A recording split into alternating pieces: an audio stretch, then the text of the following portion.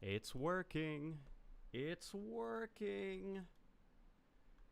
To quote Darth Vader. I think it should be fine. It looks fine.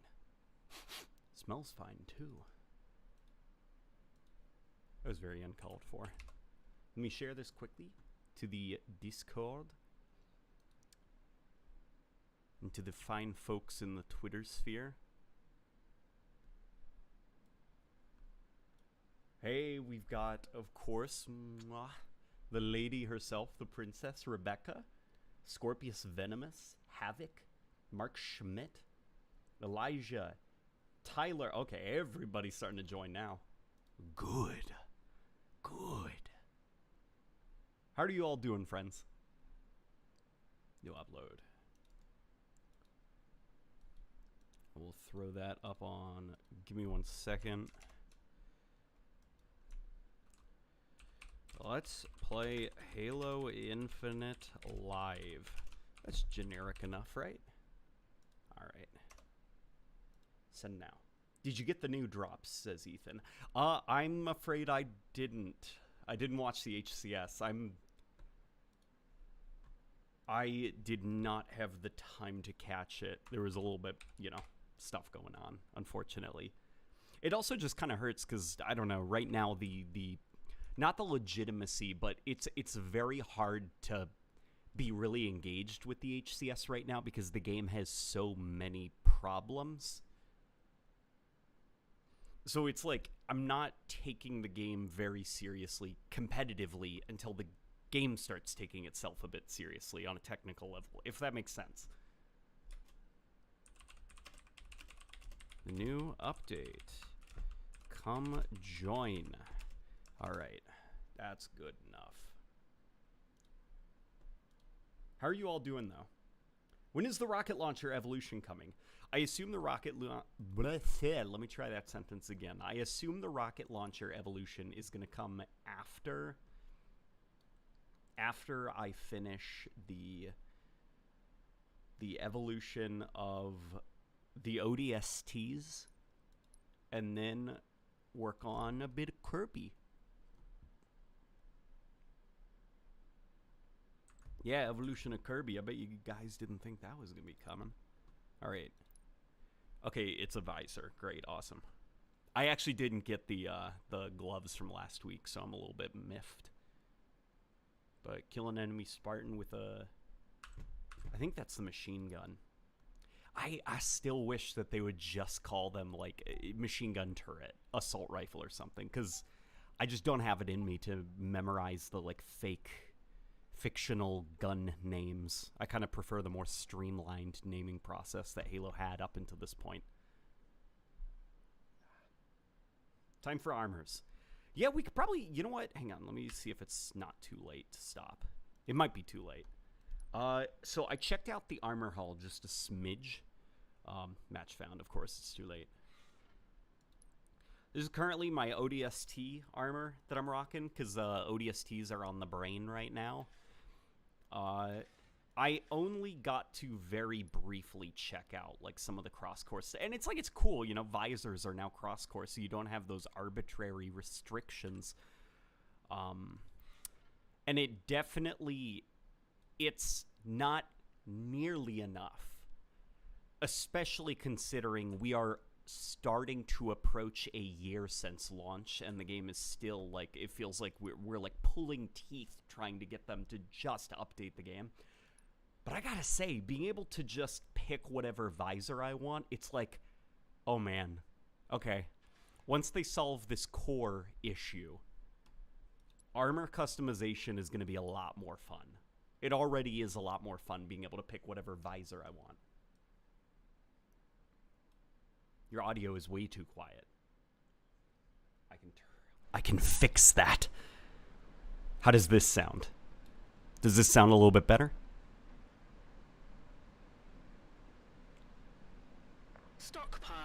Stockpile. Bring your base Here. to full charge.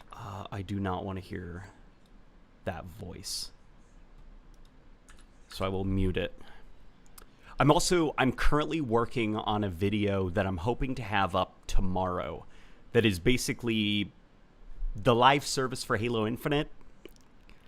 It's got some problems. Not the actual content rollout, but the actual narrative hook of the live service. Like, it's not working. That's part of why I did that thread for you guys to vote on. Or not thread, poll.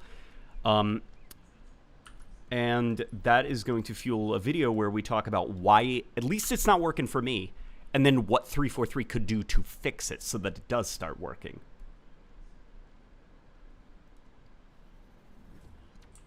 All right. I'm still at 65 FOV from when I filmed that super fun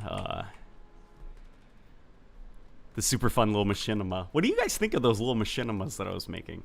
I still haven't settled on a name for that series. But it is a lot of fun. Oh boy. Oh man. Hello.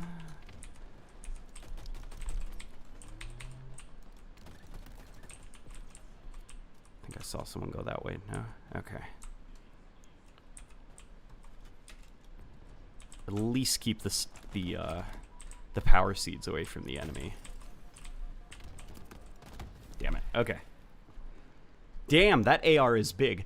It is big. The reason that it's big is because, well, the video purposes, you know? Like, from the point of view of the player. Here, I can actually adjust it a smidge.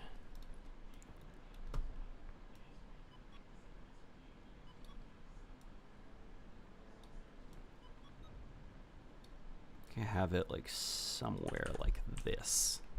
Yeah, that looks pretty good, right? I'm not a big fan of the default view models. I don't think they look very flattering for the weapons of the game.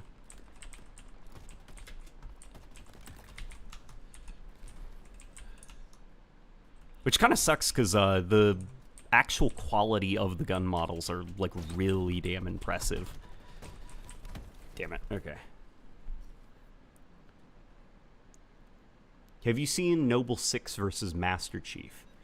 I assume that's a machinima. No, maybe, actually. Was it a Reach machinima, by any chance? If it was, I might have seen it. I'm like, I have the vaguest recollection of something like that. Here, let's go down here. Okay, we're on the machine gun turret. We just got to get, like, a kill with this, right? Oh, we're not going to get a kill with this. Oh, never mind.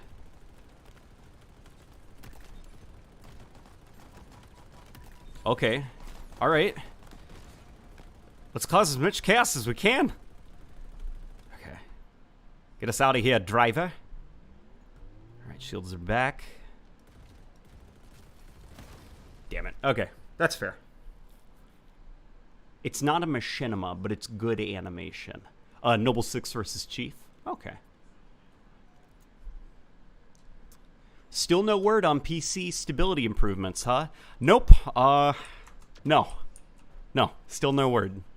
I mean, I assume that there is, like, acknowledgement.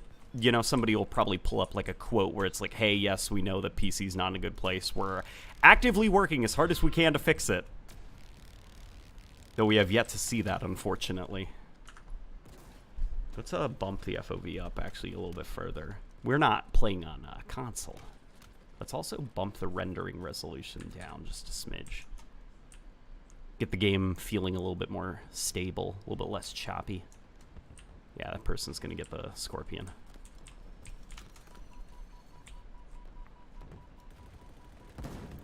I guess I could help with that Wasp that's up there in the air. Dude, I miss the big team battle, like, experience of each base having, like, its heavy hitters, you know, right from spawn. It feels kind of like a large siege as, like, the... Get out of my way, man! As the teams are kind of, like, strategizing around their heavy ordnance and launching raids against the enemy base. Because now it feels more or less like these are kill streak rewards. Just because they drop in, like, the dead center of the map and stuff. It just feels a little bit less strategic. I get it's probably, like, a little bit more chaotic and fun, But I feel like this is almost more appropriate for some kind of like big team battle fiesta mode than it is proper big team battle.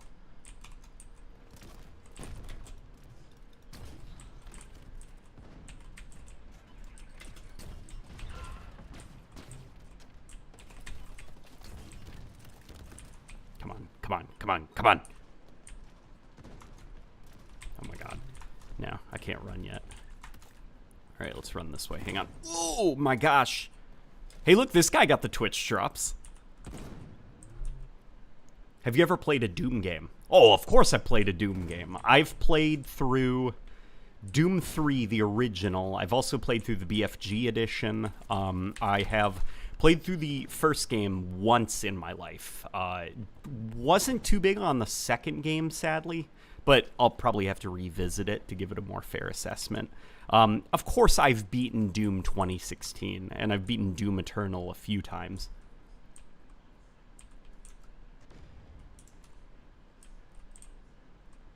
If making a campaign DLC for Infinite is so difficult, why not just make another game at this point? Yeah.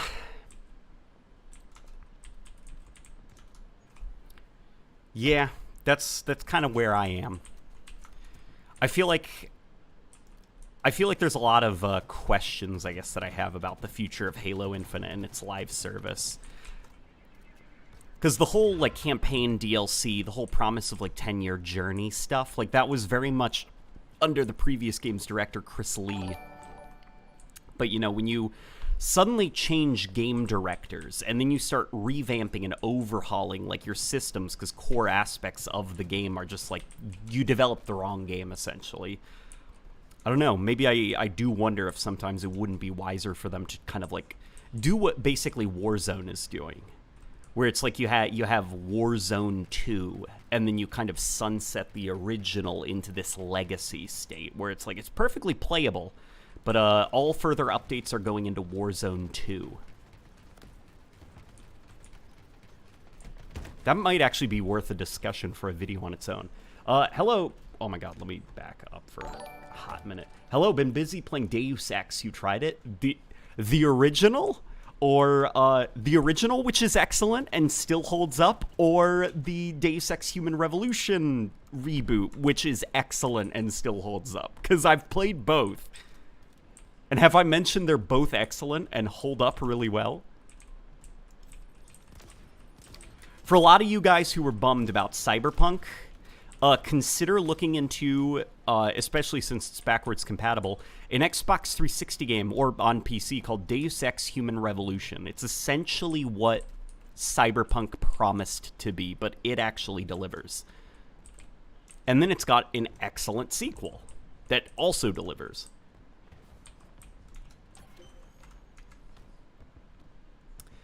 Ruby of Blue made yet another update for Halo Combat Evolved Rebalance. It's pretty good. The dude puts a lot of effort into his work. He does, doesn't he? I'm going to have to check out his update then, if he's put more work into it. What has he changed? If they abandon this game in only a few years, I'll be pretty upset, not going to lie. I've got a question then.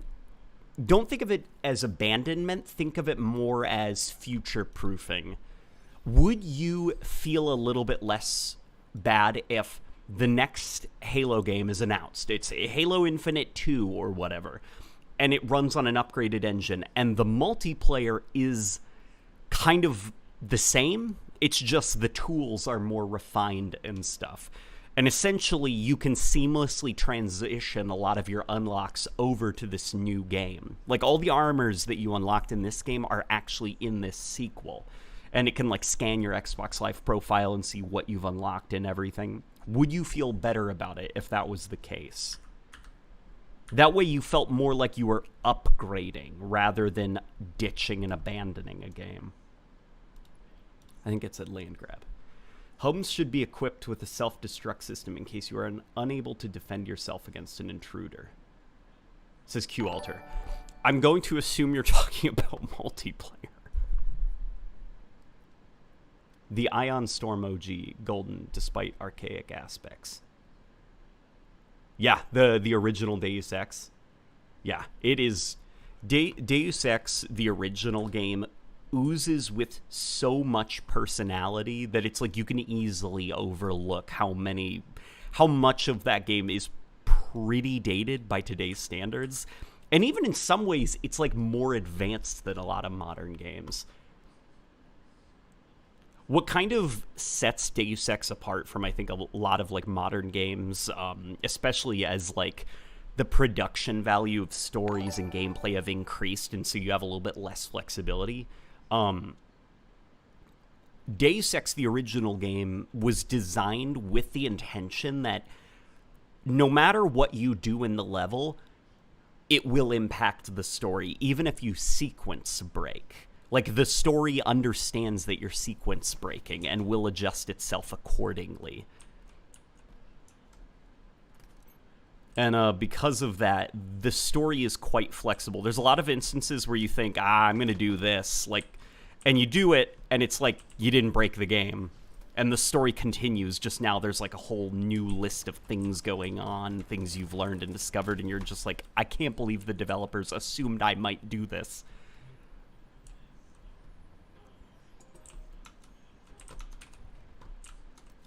There we go. I think I need to get a bulldog kill, right? Is the bulldog even on this map? Maybe. Probably. I don't know, man. The randomized spawns make it very hard to memorize everything, especially when all the weapons spawn in the exact same places.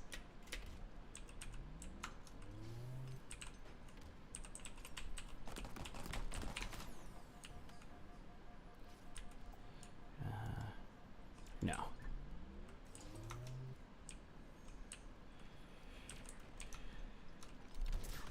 There we go.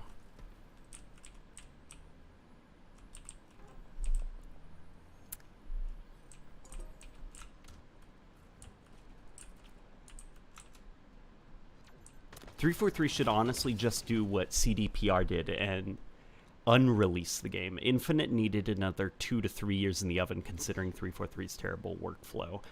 I'm not gonna disagree with you about the game needing a lot more time in the oven. It kind of almost seems like it was one of those situations where the game was in such a bad state that it was like a develop it into a releasable state. Not a finished state, a releasable state. And then we'll see what we can do from there. And now I'm not quite sure what's going on with the live service. All I can assume is that a lot of resources are being spent on campaign co-op. And the networking of campaign co-op and the sandbox interactions of campaign co-op under the hood, like how that whole system works. Because I have no clue why the updates for multiplayer are going this slow.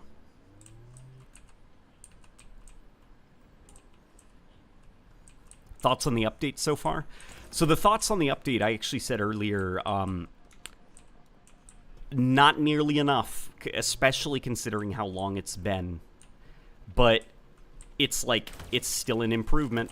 It's still better than it was before, and it is very cool seeing all the visor options now.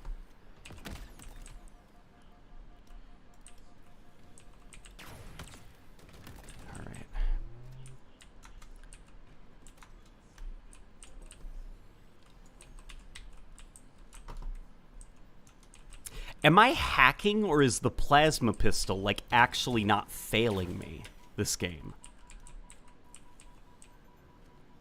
I don't have an explanation for why I'm doing really well with the plasma pistol this game. I don't know what that was. That was pretty cool. I hope I can do it again. Why is such a big company so slow to release more? I'd assume some of that is because it's such a big company. It's kind of like the more gears there are turning in a machine, the more backage and, you know, things stopping up when something fails. It's like the whole machine has to be shut down to do maintenance. And it would be one thing if 343 was a very simple studio, but they're not a very simple studio. They've got hundreds of people working there.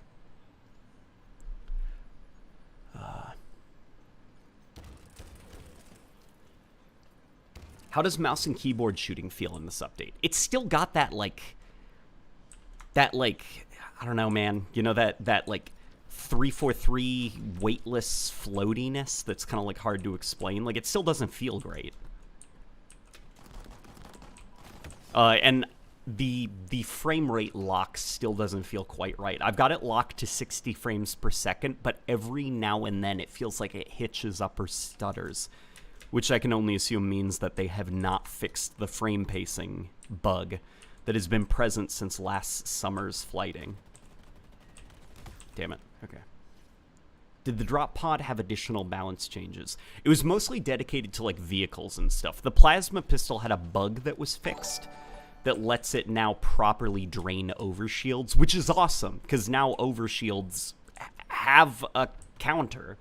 Granted, it's a very situational counter, but at least now it isn't kind of like a no fun allowed free kill device, just like a I now have more health than you, suck it up.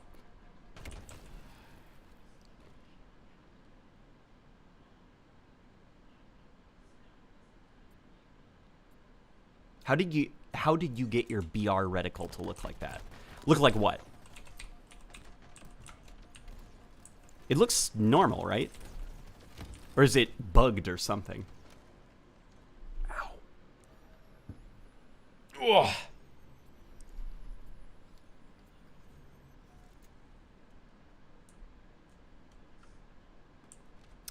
Can someone explain if this guy works for 343? I'm confused. Is he an employee or is he sort of like teriyaki?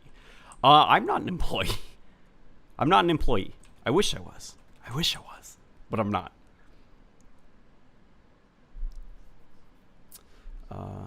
When is the DMR coming?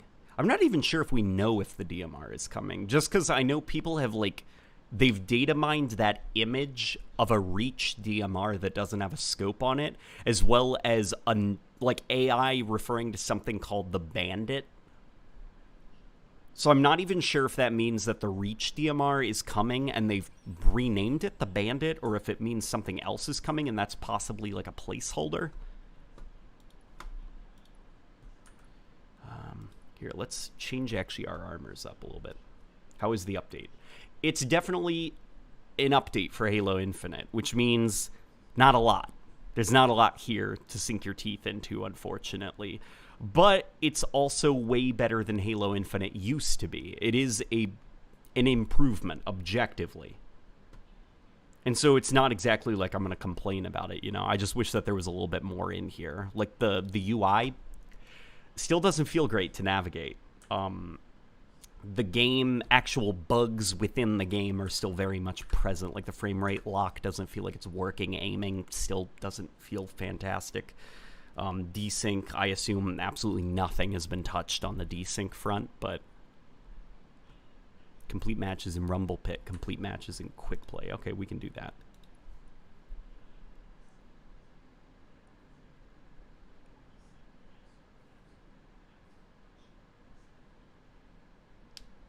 Has anyone realized that the game looks cleaner? I don't know if it's just me.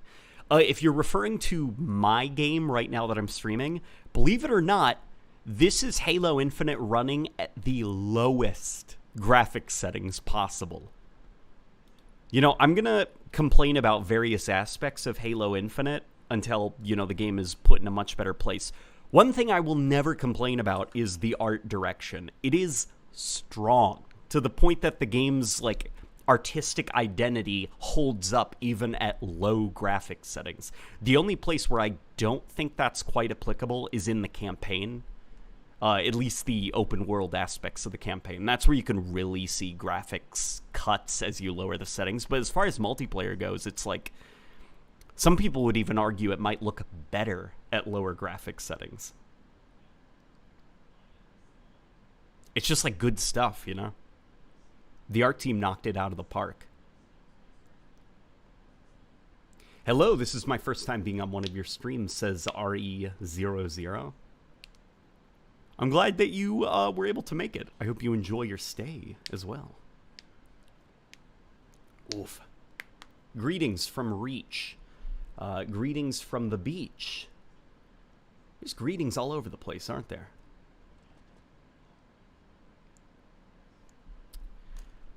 So something I was going to bring up to you guys was the issues with the live service narrative that's going on.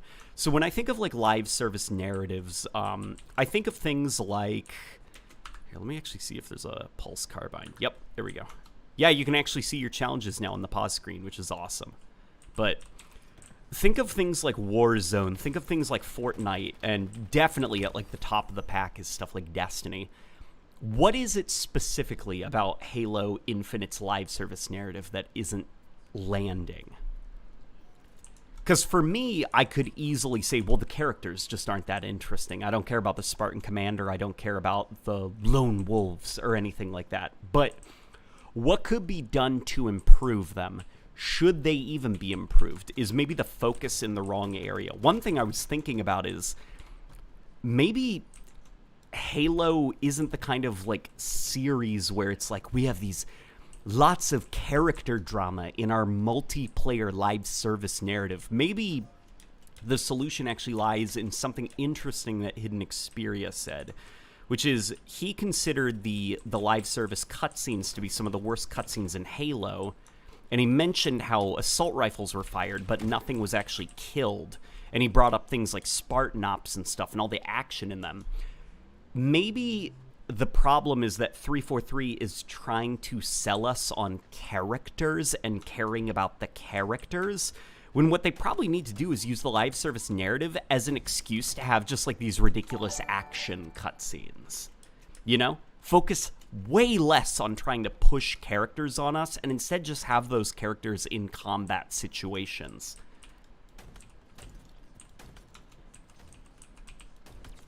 Oh god. Okay.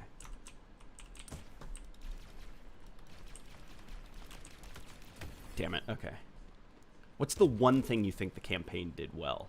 One thing? There's quite a few things the campaign did well, but if I had to pick just one thing, music style? The campaign is probably 343's best, like, soundtrack. It's the one that feels the most Halo to me.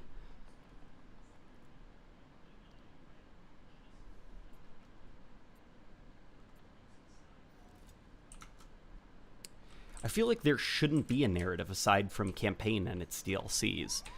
I mean, I definitely understand that, like, we're in, like, this kind of era where you've got your multiplayer for people who really like multiplayer, but you're also trying to get people who enjoy stories to play multiplayer and grind multiplayer, so you kind of, like, combine the two. And there is a story for those who can ignore the story, but, you know. Whether it works or not, I guess, depends. I think games like Destiny are a lot more organic when it comes to that. Whereas things like Call of Duty Warzone, it's embarrassing in a way that's very hard to explain its story. It reminds me almost of like Call of Duty Mobile,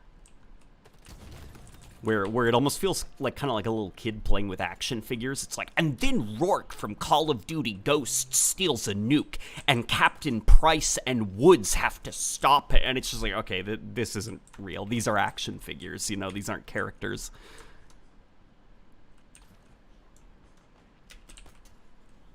I don't know, would Halo benefit from that? Like, would it be awesome to see, like, June come, and he teams up with the pilot from the campaign as well as Master Chief, and they have to stop Tartarus, who's teamed up with Atriox.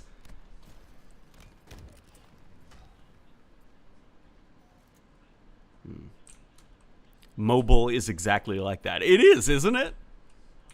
It's just like a big dumb action figure fight. Oh boy. I gotta say, one thing that I do feel a huge difference in after the update is the rocket launcher. The improvements made to its impacts and hit detection. I do feel them. Damn it. Okay. Do your best impression of an elite saying wart, wart, wart. Wart, wart, wart.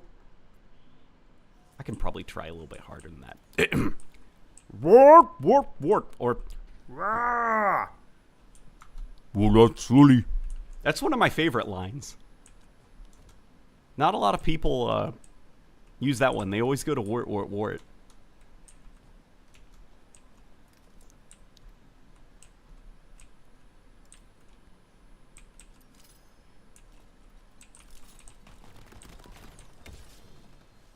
Fuck, I wasn't able to kill him.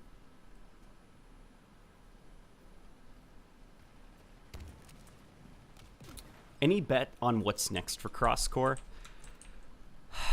I'm gonna guess attachments. Probably more attachments, like for the hip and for the chest and stuff like that. I'd assume things like coatings are maybe like a little bit more complicated under the hood.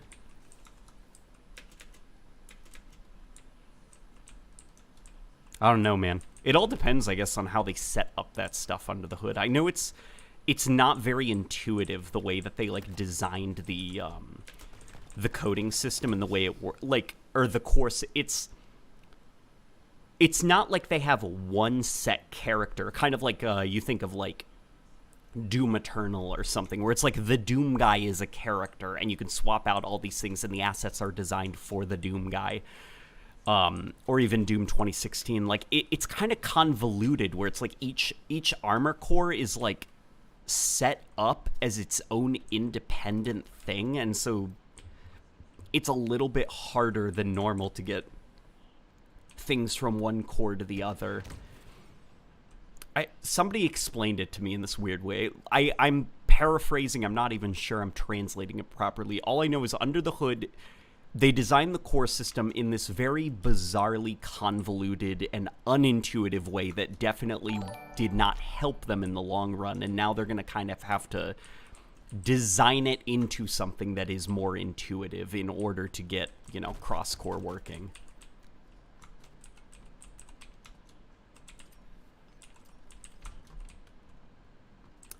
I don't care for all these new characters. Bring back Lasky. I love Lasky. All the homies love Lasky. Captain of the UNSC Infinity. It's funny you say that, because once upon a time, Lasky was the new character, and I remember people saying they didn't care about Lasky. I do agree, though. Out of all the Reclaimer Saga characters, I think Lasky is probably the only one you could walk away from the Reclaimer Saga with as, like, a certified win. I'd love to see Lasky back. That guy was just wholesome, you know?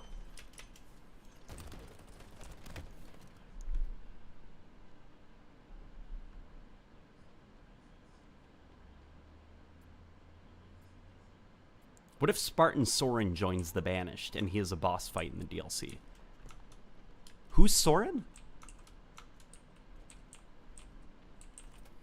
Is that one of the characters from the Lone Wolves? I mean, since it's multiplayer, you could probably do something like that. You could have like an intense one-on-one with Spartan Soren on map X. Oh, man. I wish that the electricity that emanated from those things would glow depending on who threw it, you know? If it was like an enemy, it would be the standard, like, well, I guess whatever you set your UI preferences to. Because sometimes I see those things incoming and I'm not sure if a friend threw it or an enemy. So I just panic and run regardless.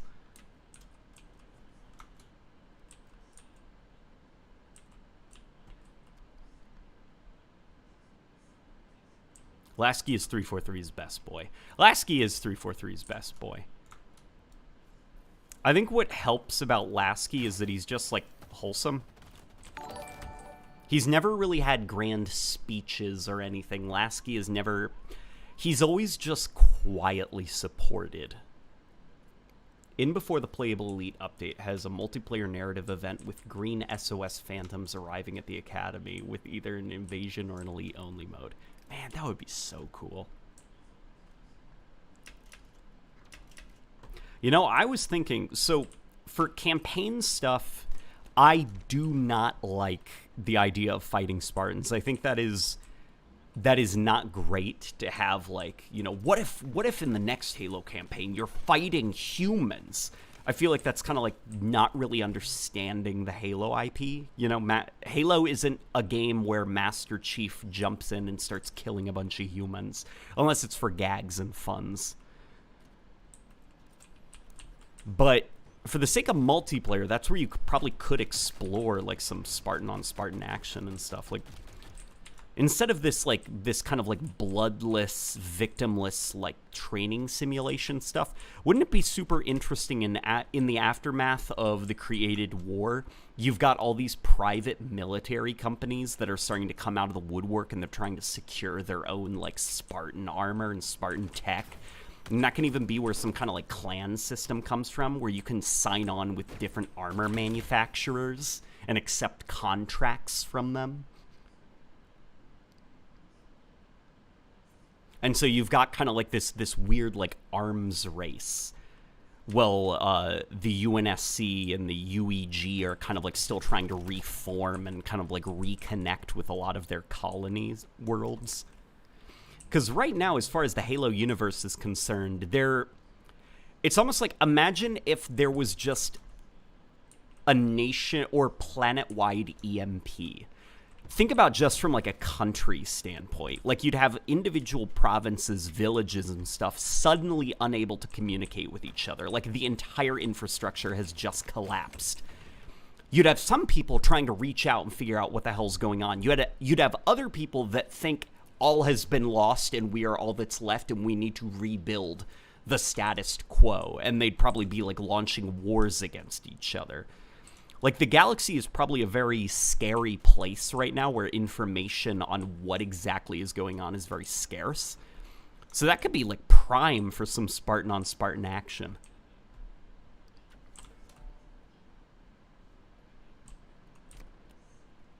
Did you get the gold skin? No, I'm not paying $10 so that my Spartan can be the color yellow with a reflective texture applied.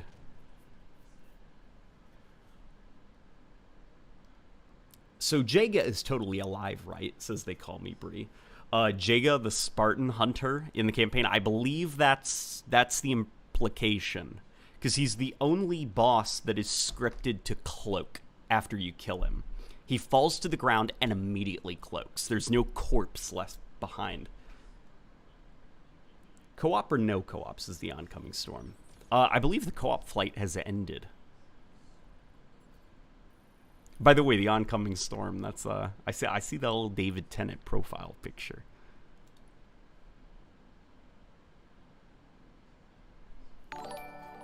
What? What was that pop-up? Did you see that? Is there an event going on? No. What's going on? Okay. Okay, it's just Halo being Halo. Rumble Pit. Let's do it. Rumble Pit's fun. I'm glad Rumble Pit is back.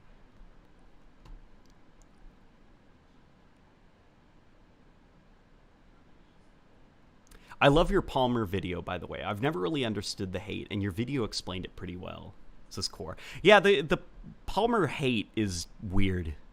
I don't think there's any bad characters in Halo. Like, I don't think Halo has ever had a bad character, and unfortunately, I think hyperbole tends to devalue, like, a lot of those conversations. Like, even what are within the Halo community referred to as the worst characters, like, you think of your Tanakas, your Locks, your Palmers, or whatever. What's the worst thing they've done in the series? The most offensive thing they've ever done is they're just a bit boring compared to the Bungie era characters, you know? It would be one thing if you had, like, you know, like there's like a wacky clown that follows the cast of characters who's always like, whoa, this is really dangerous, Master Chief. That would be obnoxious. Like, that would be the worst Halo character. But we don't have anything like that. The worst thing a lot of 343's characters have done is they're just a bit boring. And I don't really think that's, you know, worthy of calling them the worst characters ever. They're like the equivalent of a lamp, you know? Like, yeah, Palmer's here. Okay, go stand in a corner. You know, I need a Palmer right over there in that corner. That doesn't make her a bad character. That just means she's boring. The "I thought you'd be taller" line is good banter. Fight me. Yes, it's funny. It's funny. That she meets the Master Chief, and there's like those solid couple of seconds where she is very clearly in disbelief of who she's looking at. You know, she's walking up to him and her mouth is just open, and it's like, that armor. It's him. It's him. And then it's like, you know, she kind of, "I thought you'd be taller," like Marine banter and stuff. It's fine. I think that line landed for me.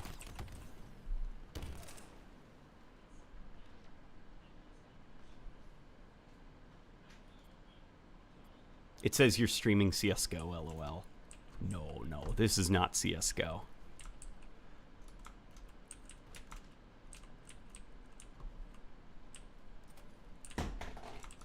I hope Halo Infinite ends up like CSGO one day. With the way that Forge is looking, man. Community content creation might be the thing that saves this game, to be honest. What's pretty cool about a lot of the Forge leaks is it looks like they've gotten Forge to a place where, it visually matches up with the developer's own, like, level creation tool set. Here we go. Oh, I see you. No. Bad Jerry.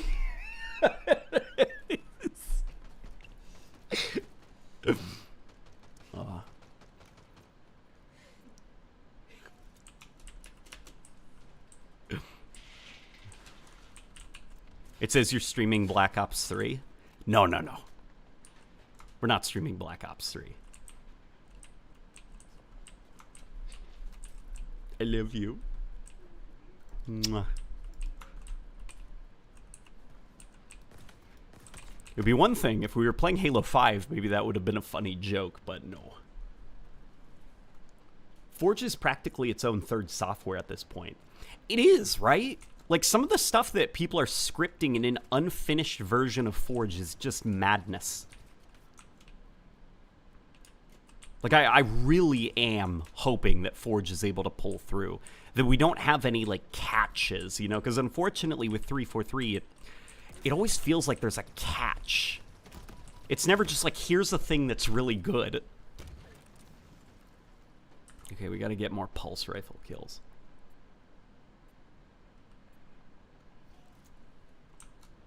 Why not make a Forge game? To be honest, I feel like that's where Halo Infinite's multiplayer should have started from. Is community content creation is the thing that's going to drive this game. And that's kind of the way that Bungie had been building Halo up to that point. Like, really build the theater mode, file share, clips, and screenshots into the core UI of the game. Build infrastructure so that people can form communities long after the game and make the most robust Forge mode in the series. And then just kind of, like, leave. You know, and lo and behold, like, Reach held its population really well to the point that it was bringing in more players than even Halo 4 did. And for me, that would have been the place where you start with multiplayer. Before you even think about, we want to focus on esports, or we want to focus on the casual crowd. No, first you focus on, we got to make a bunch of tools for the community. We got to have a wide variety of gadgets, vehicles, and creation tools and ways to share creations. And then you start building stuff from there.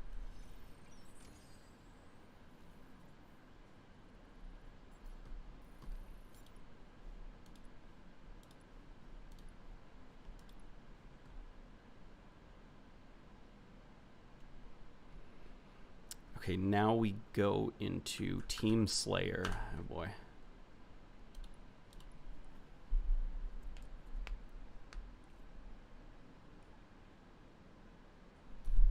Bungie's mindset. How can we make this game more fun? 343's mindset. How much money can we pinch?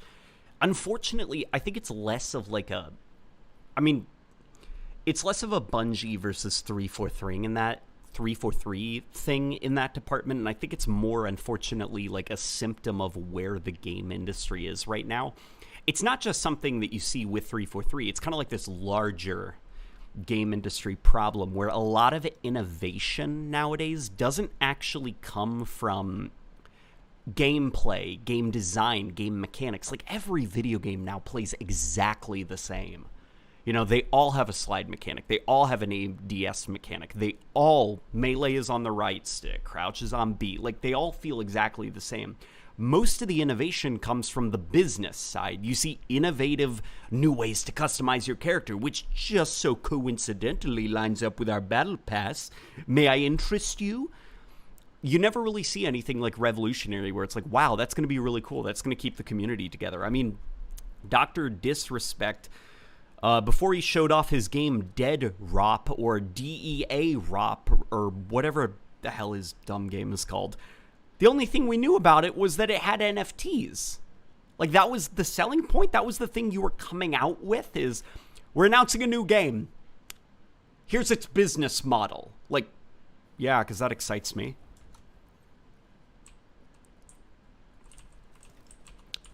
It would be interesting to see, like, you know, games start to market themselves on their mechanics more and less on, like, here's our battle pass. Our battle pass is innovative. A new way to spend money after you've spent money buying the game.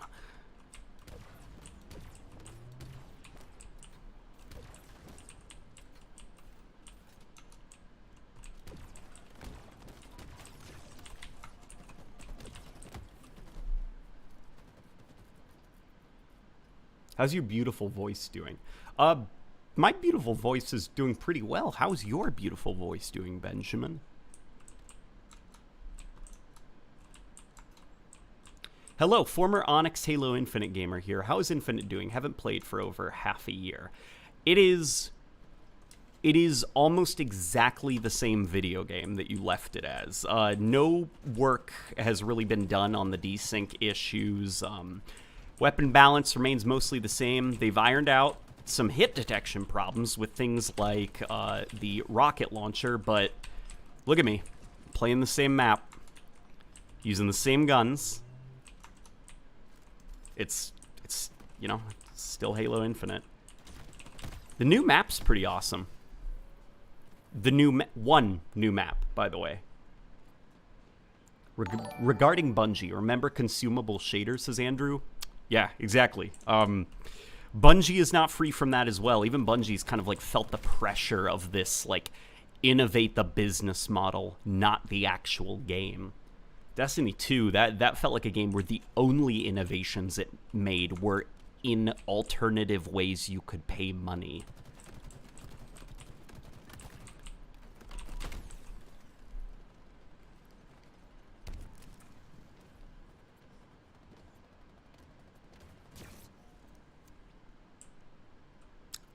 Doom Eternal feels like the only recent game doing what you mentioned. Games should market themselves. God, I love it.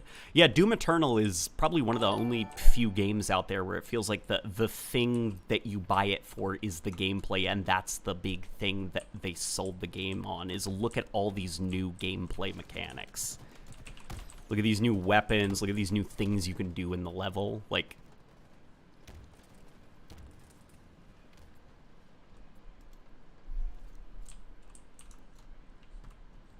unfortunately, just games have stagnated a lot. Like, the new Modern Warfare, I'm very excited about it, but chances are most of the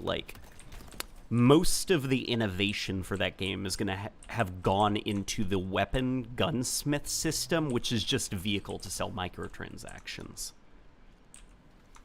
Like, a lot of it is going to have gone into making your customization more intense, more crazy, more options than ever before, more ways to buy things, rent things, or whatever. And the gameplay is probably going to be very similar. Although I have heard, like, weird rumors about you being able to sprint while aiming down the sights, which I'm like, Jesus Christ.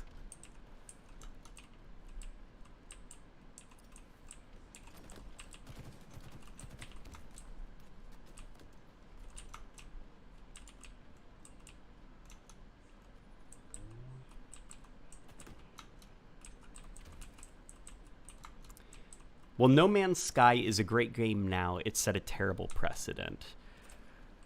I don't even think that No Man's Sky set, like, a precedent, I guess. Well, no, it kind of did, unfortunately. Like, regardless of if its intentions were noble, you know, because everybody says, like, oh, we can pull a No Man's Sky. Even Anthem. The developers internally referred to their, like, we'll fix the game. We'll call it Anthem next, clearly alluding to, you know, No Man's Sky. It's like, yeah, there's this assumption that you can just ship it now, fix it later.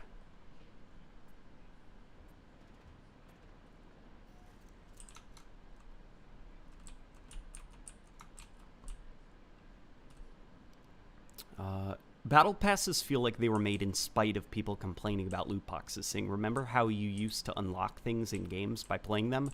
By monetizing the ability to unlock stuff? Yeah. Sort of. I think I catch what you're talking about. Renting is in Call of Duty Modern Warfare 2. No. That was just me throwing that out there. But I would not put it past Activision to introduce a rent system. Like some of the just ridiculous stuff that's already in Warzone. Like they is it exclusive to, has it been like quarantined to Call of Duty Vanguard, or is it in Warzone now that you can now monetize the kill cam? Is that in Warzone now? Because I remember seeing that and thinking it was like, maybe like a gag or something. Like it was like, haha, that's very funny. Because that's stupid, right?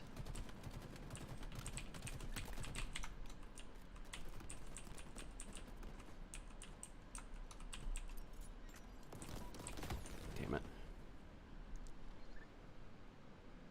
My question is, what's after battle passes for monetization? Yeah, that's the big worrying thing. I remember back in 2017, in the aftermath of the Battlefront 2 fiasco, I remember reading, or not reading, I was talking to my friend about it, and he was saying you should look at games like Fortnite right now, because that's around the time when the rumblings of like battle passes started to come up. He was like, something tells me that gamers are going to be initially very happy that loot boxes are being phased out, but it might be a monkey's paw situation when everything has a battle pass. And unfortunately, he's kind of right. And that's not to say loot boxes were better.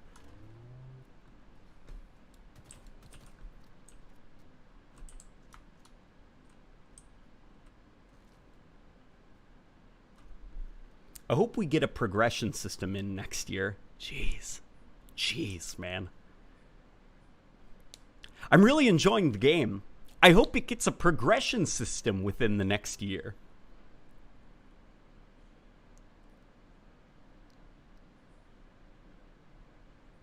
How are you doing, my man?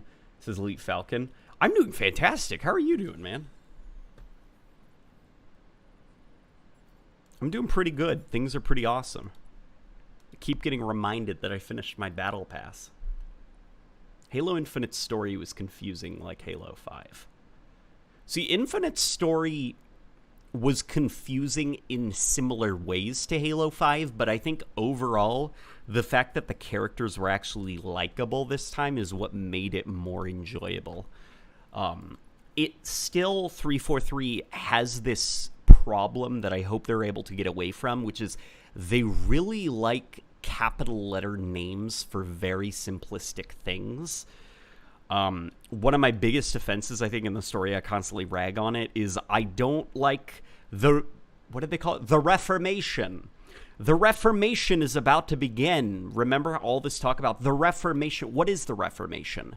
It's the Ring's self-repair sequence. Why did it get this elaborate, huge title? Why were characters up on pedestals, you know, preaching the Reformation is about to be, like, it's, we turned on the Ring's self-repair sequence.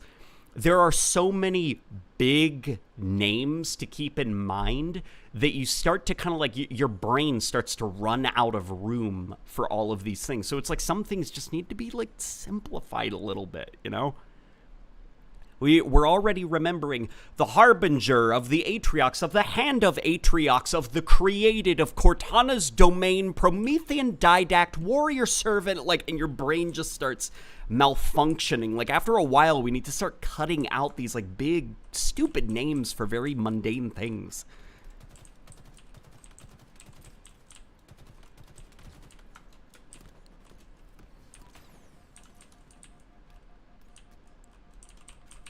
You can almost picture if it was something like Combat Evolved, you know, Guilty Spark, like, that's odd. The ring self-repair sequence has been initiated. You know, Guilty Spark wouldn't be like, the reclamation is about to begin, or the reformation, or whatever. A shame QuakeCon's shaping up to be BethesdaCon. Either way, still hoping for either a Quake 2 remaster or a Doom 2016 style Quake 5 reboot sequel. A reboot for the Quake franchise would be pretty awesome.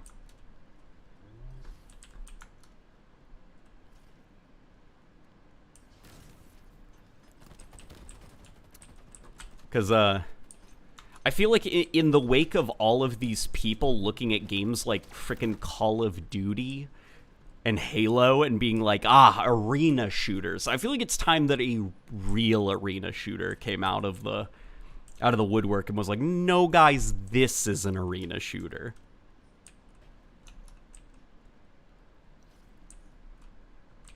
What's your opinion on Jervelin completing the lasso challenge? Dude, that was insane that he was able to do that. It took him like 6 hours, right? I almost dropped my water. That was really impressive that he was able to do that.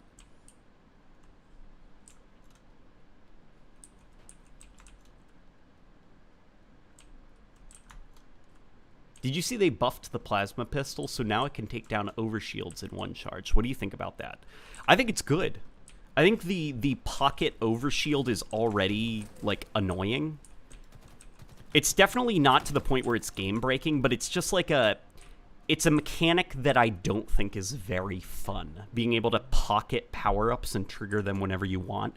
So at least there is a way now to counter the I have more health than you, deal with it power. Even if it is kind of like a very situational counter, I guess.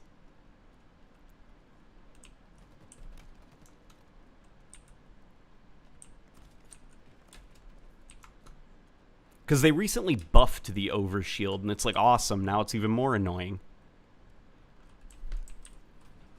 Because there isn't a lot of strategy that goes into that pocket power-up, you know? The ability to put it in your pocket and activate it whenever you want, it's not a thing that really adds a lot of skill. It's a thing that makes it a lot easier to use. You know, it's there for ease of use, not really depth.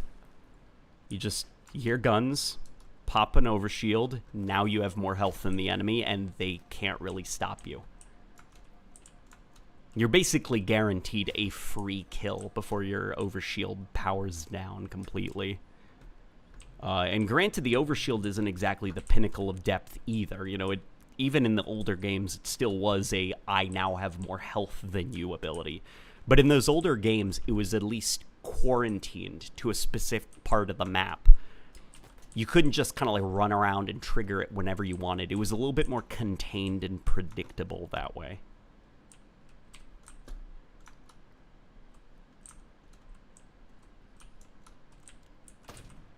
We got some more people joining. How are you guys doing? Late Night, what other weapon improvements are there? So I don't think there's actually a lot of weapon improvements. They have balanced and tweaked a lot of the vehicles and stuff. So as of right now, vehicles, they are considerably less, at least things like the Warthog are much less affected by explosives, much less affected by hard light, as well as small arms fire. And what's pretty cool is a lot more physics have been implemented into vehicles. So like if you throw a grenade at a Warthog that's coming, it's way more likely now to tip it over, which is good.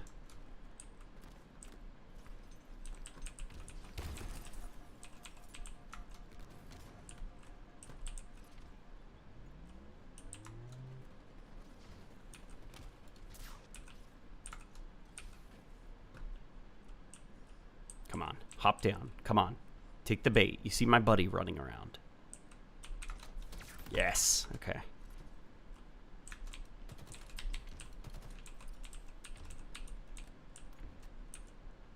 Here. Maybe I can slowly approach. Oh my god. Okay. This is bad. Is he gonna see me? Hello? How are you doing? Oh my god. I just clipped through him. What's going on? I thought they fixed that. Okay, or not. I've seen clips of people desperately bee-hopping around in Call of Duty or Battlefield, and you just wish to introduce them to games like Quake and Unreal Tournament. It's painful to watch. It is. It's very obnoxious seeing those clips of people playing Warzone, and it's like a guy like slide, jump, slide, cancel, double Y, and it's just like, what am I watching? Like, what the hell is this?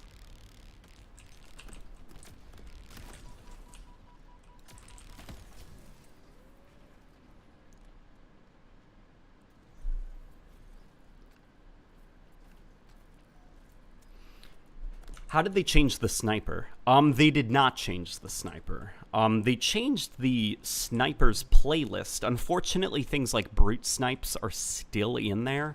But things like just straight up snipers are a lot more weighted. It's like 75% of the matches you'll encounter are snipers. And then the other percentages are like divided up between brute snipes and shoddy snipes, which the game doesn't really have shoddy snipes. It has bulldog snipes. Oh, hello. No, I'm not going to do that. He's AFK. It wouldn't be right.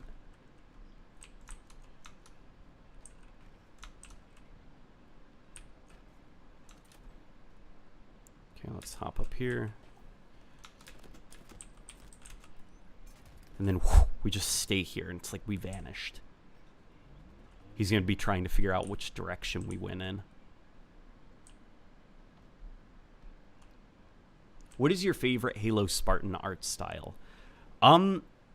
It would be rude of me, frankly, to not mention Halo 2 or Halo 3, I guess, because Halo 3 is just Halo 2 Spartans, but more of them now. Halo Infinite's I also have a liking to. Like the Halo Infinite armor core. It's pretty cool. But Combat Evolved, man, the original Combat Evolved, there's something so nice looking about those old armors. It makes me wish that 343 would kind of like sunset that Combat Evolved Anniversary Chief model and make a way more faithful upscale of that original Chief armor. Because the community have created some just beautiful HD recreations.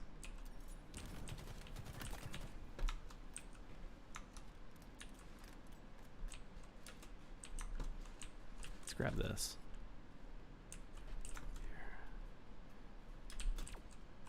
Oh boy. I think I missed the jump a little bit. Classic Spartans have action figure proportions. I know, right? And I love it. Dude, I miss when Spartans had those goofy, wacky proportions. Like, think of Master Chief in Halo 3. The dude has like gorilla arms. Like his shoulders are way too wide.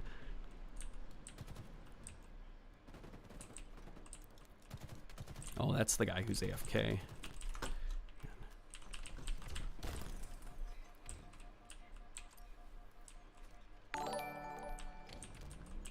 I meant in the sense of playing these games like Quake, despite them likely not having done so. Just picture the revelation on playing Quake or Unreal Tournament.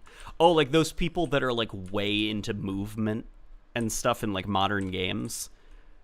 If they were like, you like slide, bunny hop, YY canceling in like Call of Duty or Halo, I've got a game you might like. It's called Quake or Unreal Tournament. Which is the best looking armor core in Halo Infinite? Oh man. I guess probably the default core, right? At least for me, that's the one that I like the most.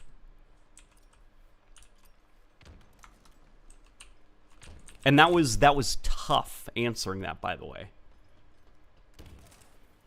Am I crazy to say that only Max Oberman and Certain Affinity can save this franchise? Will it be a traditional BR with a special Halo twist? I do think it's crazy to say that the saving of Halo rests on the shoulders of a person. Because video games are a group of people coming together to create it. It's not a single person. Like, obviously you have your directors and stuff, but... Ugh. Although COD is fun for some people, to me it feels like too much sweaty gameplay. I like Halo because it lets you be free and how you want to approach combat. Sandbox freedom. Yeah, there's definitely like a little bit of that, like you can't breathe in Call of Duty.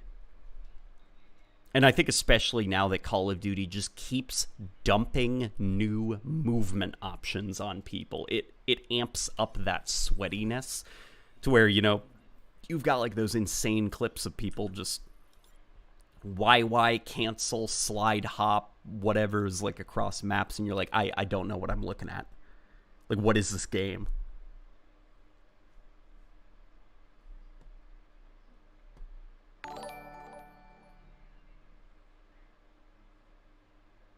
Quick play, okay. Marcus Lato literally made a HD CE Chief. Use that. Yeah, use something like what Marcus Lato made.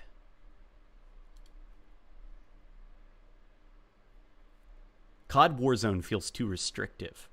Restrictive? Like in terms of its movement? I think it's not restrictive enough. I think there's a lot of movement stuff you could cut out of Call of Duty Warzone to make it feel a lot less sweaty. COD's new mechanic, the dolphin dive cancel. Yeah, they'd do something like that.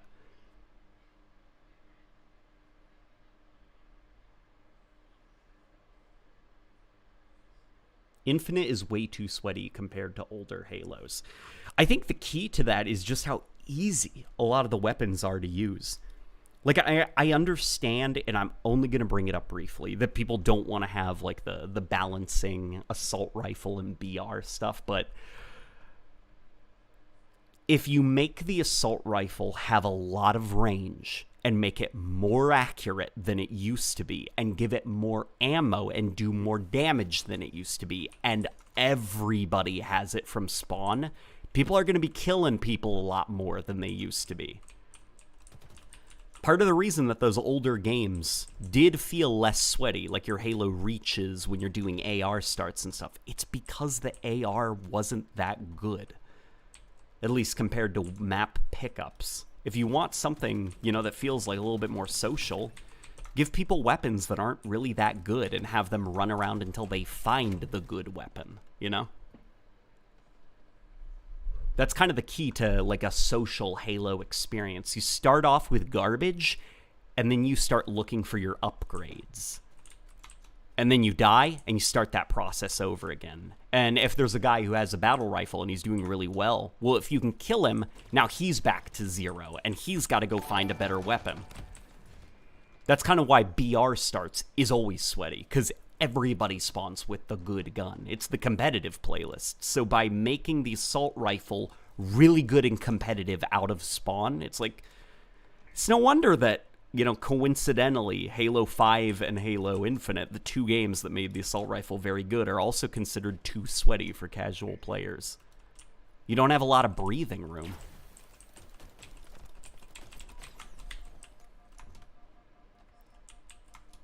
And the BR is also, that's another conversation, the Halo Infinite BR, it's got a lot of problems.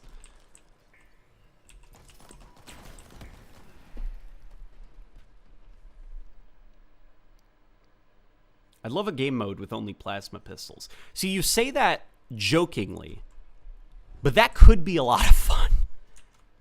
That could be a lot of fun. I'd wager you'd be able to run around the map a lot more, because you're not constantly being killed.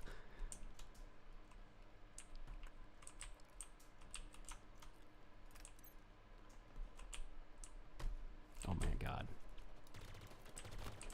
gotta get pulse rifle kills, man.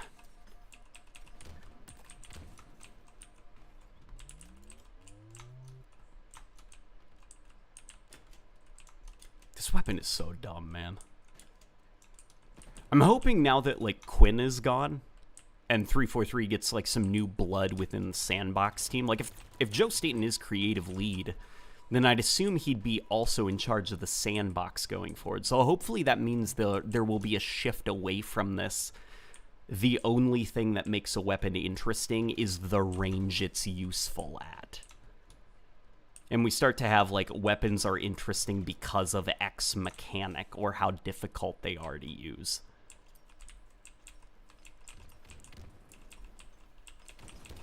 Oh, man. Damn it. Okay. Late night gaming, can I make you fan art? Go ahead. I don't think I've ever had someone make fan art.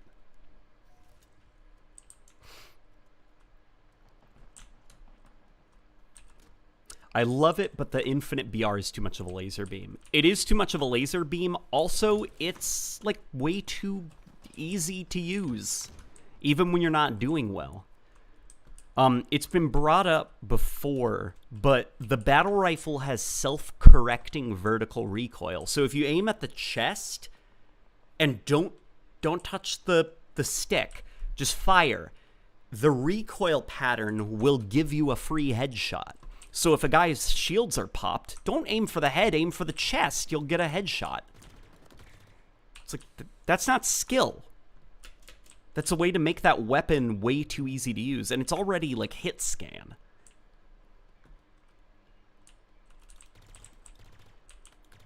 And it's kind of like what leads to Halo Infinite feeling, like, so sweaty is you've got the assault rifle, which is already way too easy to use at a range.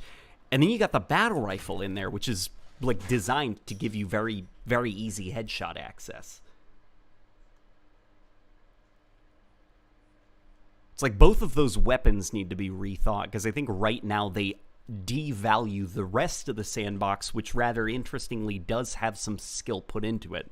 Things like the Heat Wave, things like the, what's it called? The Cinder Shot. Even the Mangler to an extent, and even the Mangler has problems. It's just, a lot of it is overshadowed because, well, the assault rifle is way easier to use. Same with the battle rifle. Now, if you make those weapons harder to use and less forgiving,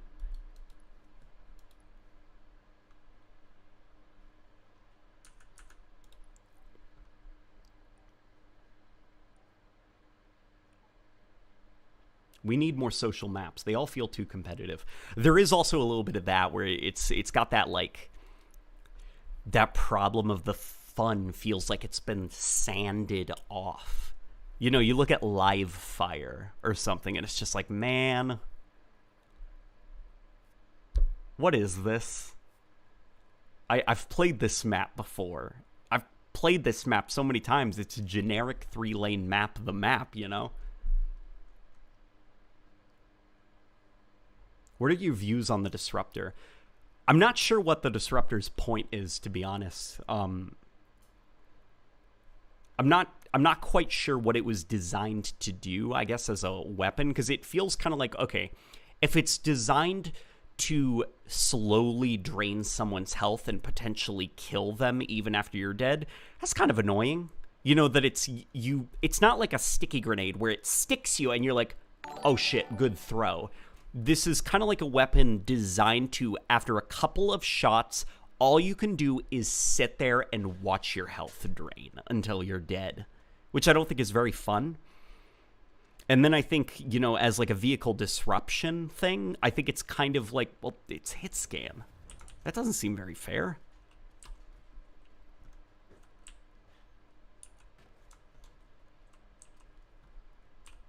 So it's kind of like the Disruptor is in this weird situation where it's like, it's either gotta be kind of useless so that it's not too annoying to fight against, or it's way too overpowered and it's like annoying.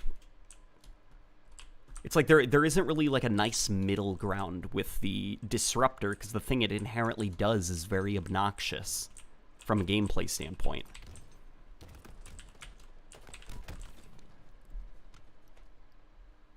Also, the Disruptor does 0 damage at bad ping. There's also that. It's currently bugged. Well, and has been bugged for the last year.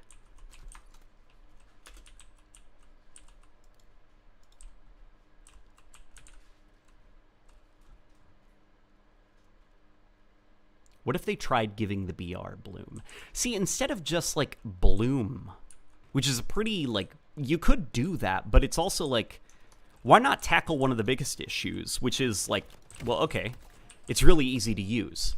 How about we make it harder to use? You could do things like bloom, but that's just RNG. Is that skillful RNG? I wouldn't argue so. What we could do is we could, you know, lead your shots a little bit, have projectiles that don't just instantly zap across the room. That way, you could technically use the BR at a range, but damn is it going to be hard if you're not good at it. And if you do end up being killed by a BR user at a range, you at least know how difficult that was to pull off.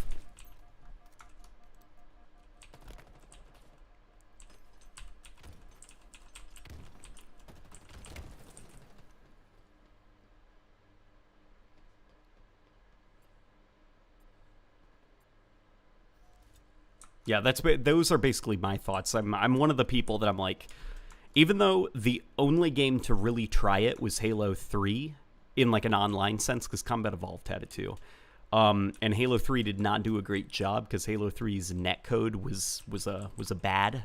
It was a stinky bad. I don't think that means drop the concept entirely and just do hit scan going forward. I think that means have another stab at it, but this time do it correctly, because I think games like Apex Legends, like, not to copy games like that, but, you know,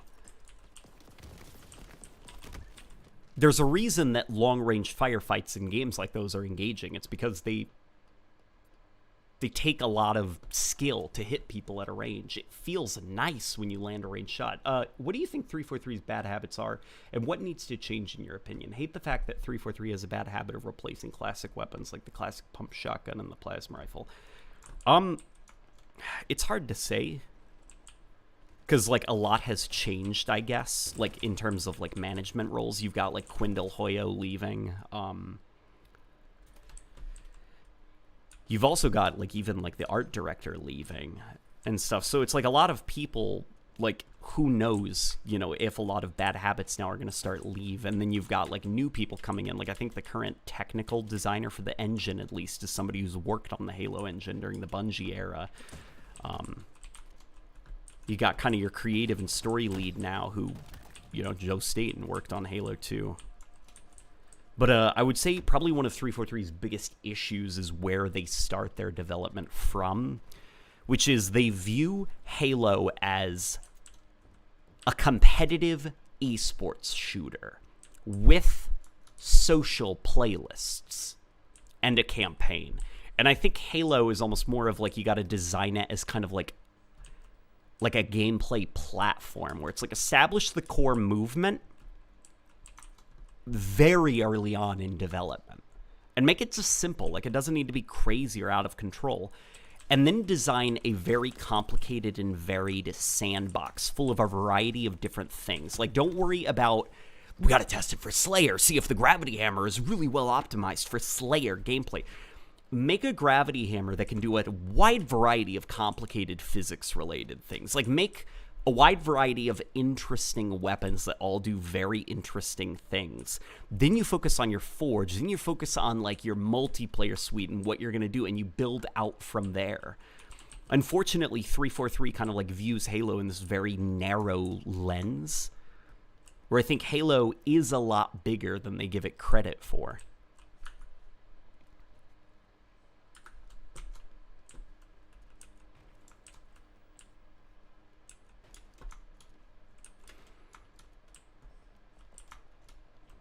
It's kind of like, you know, whenever people call Halo an arena shooter, why that's, like, pretty silly to say, because Halo, the genre of game it is, changes depending on the playlist you're doing, you know?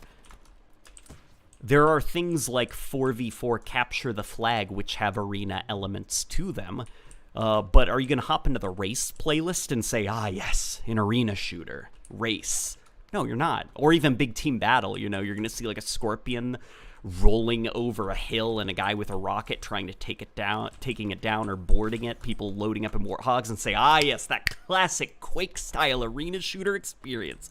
No, you're not. Halo, the beauty of it is that it's more of like a sandbox shooter where the genre can change depending on the playlist you're in. And 343, unfortunately, views it as an arena shooter.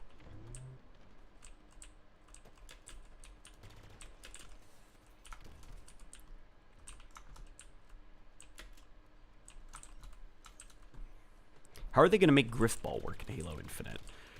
I have no idea, because the gravity hammer is not it, Chief. Like the Halo Infinite gravity hammer, it's just an energy sword that swings slower. A lot of like the interesting physics manipulation it used to have is long gone, so they're probably going to have to throw the repulsor in there as kind of like a handicap for what Quinn did to the gravity hammer.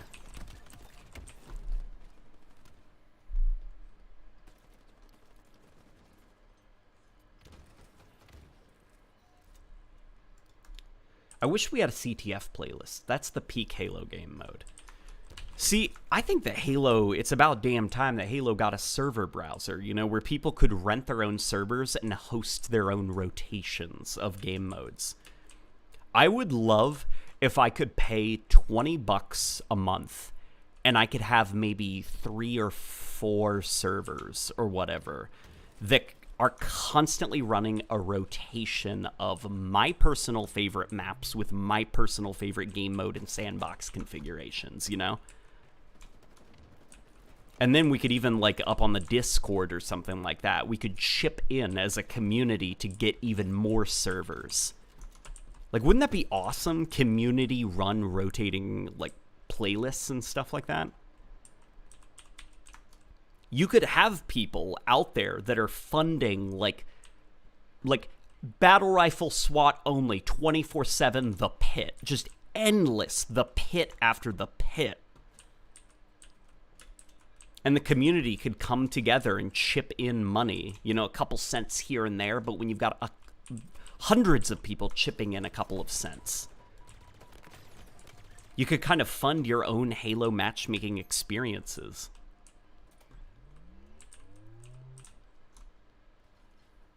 What if they made a Grifball-specific gravity hammer? That would be pretty cool if they brought back something like, and this isn't for nostalgia purposes, this is more mechanical purposes. If they brought back the Halo 3 gravity hammer as like a, you know, it returns, the Halo 3 gravity hammer, and they tried to replicate its gravity effects as closely as possible, I feel like that would make the Grifball community happy. Or even use the Golf Club and don't make it a reskin of the Infinite Gravity Hammer. Make it perform kind of like those old gravity hammers.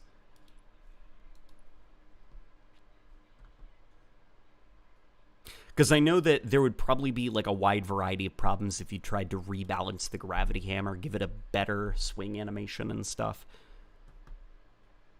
Here, I'm going to move the fan quickly. Give me 1 second.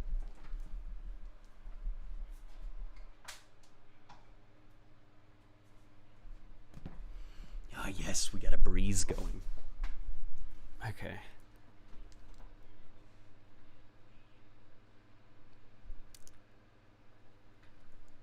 MCC technically already has that, but for free. Well, MCC doesn't... It's not the same thing. Because if the host leaves, from what I understand, they have to, like, find a new host, and then from there, it's like, you know, you've got your own can of worms, because that guy might take the playlist in his own direction, start customizing the modes and stuff, as well as like everybody like just leaves after the match.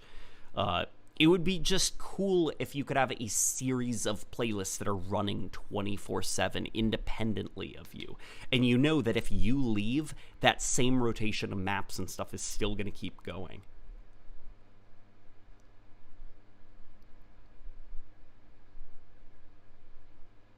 What is the point of rotational playlists? Just put all of them in. Feels like it's just to keep people playing. Well, some of it also is for the sake of population. Because if you've got, like, open up a thing and you've got a drop-down menu of 40 playlists, It's going to be pretty damn hard to find a match. That's why I think something like a server browser would actually probably be better, because you could just filter out the modes that you don't like, or even like MCC's matchmaking composer. Infection needs to return ASAP. Yeah. You know what? That's actually another bad habit that I hope 343 drops.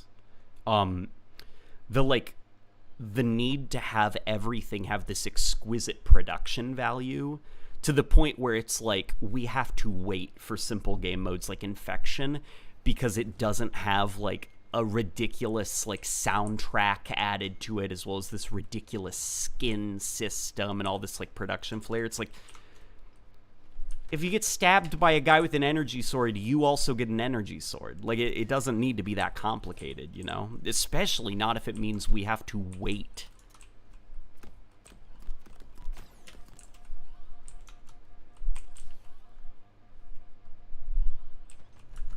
Let's see. Pulse Carbine kills. Okay, we still have to do that.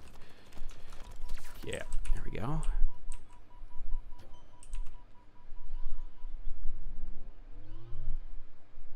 Hey, Space Kraken just donated, I think that's $5 Canadian? I appreciate that. Thank you. Would you say Halo is still Xbox's flagship, or has it been taken by Forza? I'd say it's a game not a lot of people bring up, which surprises me. The flagship of the Xbox, the big moneymaker, in my opinion, is Minecraft. That's the big moneymaker. It's like the most played game in the world next to Fortnite. It used to be Halo, but Halo is a simple shooter game. Minecraft can be enjoyed by everyone.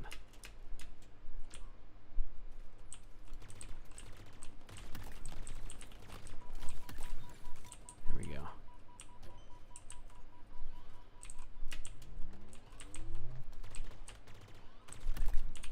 There we go. Now we got some Pulse Carbine kills.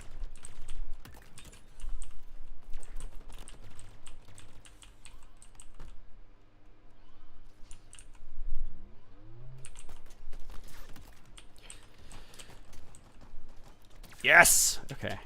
That was good. Unfortunately, the skill-based matchmaking algorithm is going to punish me for this later. I have a suspicion. Oh, boy. Okay, let's get out of here. Fuck. Okay. That's fair.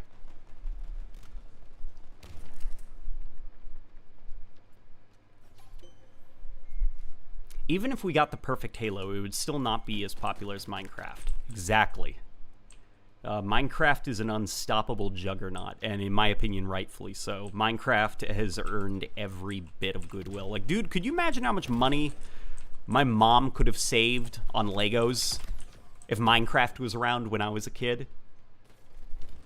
Now, Legos are awesome and everything, but Legos are very expensive. Minecraft is essentially $30 for unlimited Legos.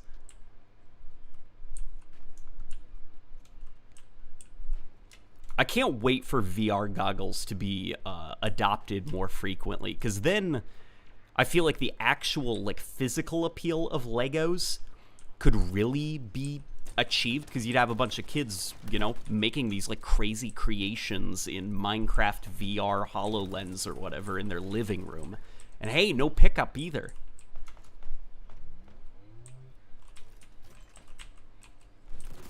Damn it. Okay.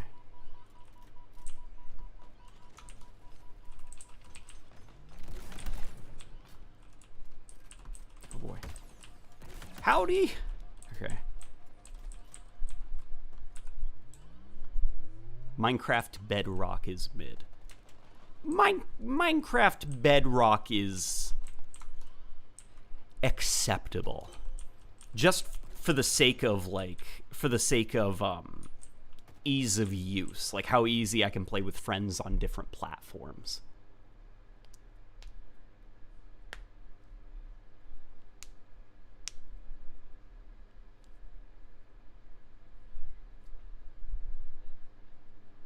I love Halo Mega Constructs, but the old sets are so expensive.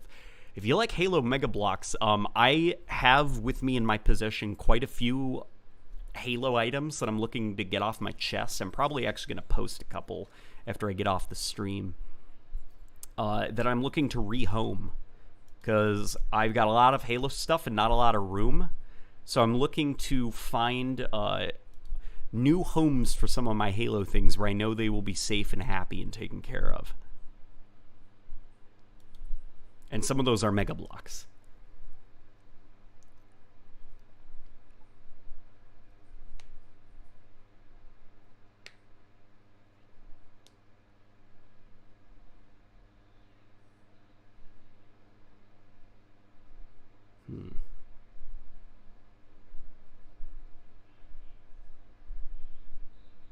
Halo Infinite Firefight. I hope that comes. I have way too many Halo Mega Blocks. What is this new update, or what's new in the update? So, the new update, it fixed a bug with the plasma pistol. It can now drain overshields. They made the rocket launcher more consistent. They made the vehicle, the Warthog specifically, respond more to physics. So, like, if you throw a grenade at it, it'll tip more. They also made it more resistant to damage from, like, small arms fire and stuff like that. They also now made visors universally cross-core compatible. So their visors aren't locked to cores anymore, which is good. As well as a couple of helmet attachments. Do you like ODSTs? Man. My friend, I love ODSTs. I love ODSTs. My favorite ODST design in the whole series is the one from Halo 3 ODST. The House of Reckoning would make a good Firefight map. Dude, any of those expansive banished bases in the campaign, like, once you capture it, put a terminal in the center of any of those banished bases, and if you press the terminal, a giant shield traps you in the location. And then phantoms start coming in, you know, and you've got the announcer like, Firefight. And you play till you die. Or you play till you die a certain amount of times or something. Like, wouldn't that be awesome?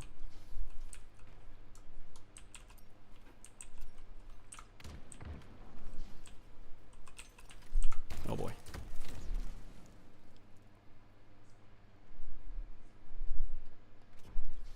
Do you think Forge will work at launch, and will Desync be fixed by then? I hope that Forge works at launch. I'm not going to say I think it will, because, you know, with 343, that's not exactly a given, unfortunately. Desync, here's my theory on what's going on with Desync. I can only assume that the reason Desync has just not been touched is because a lot of those networking engineers have been busy working on campaign co-op.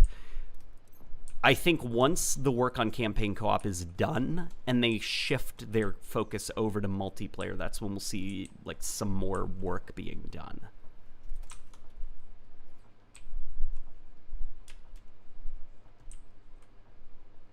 Why does it have to be one or the other? I wish I could tell you.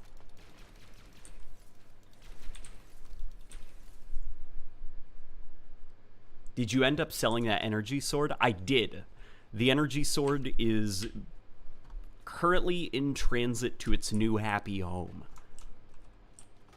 I had a nice Toys R Us Halo 5 energy sword that I was looking to get off my hands, and somebody found it, and they wanted it.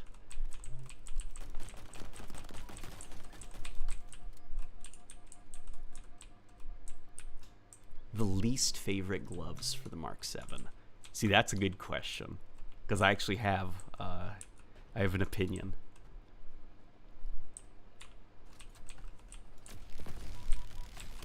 Oh boy.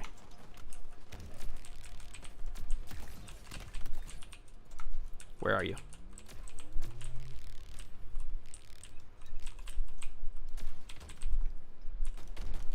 Oh my god, oh my god. Yes, I got him. Okay. Yeah, we're staying back, we're staying back, we're staying back. Come on, throw some more grenades. Cowards, do it. We've got a repulsor.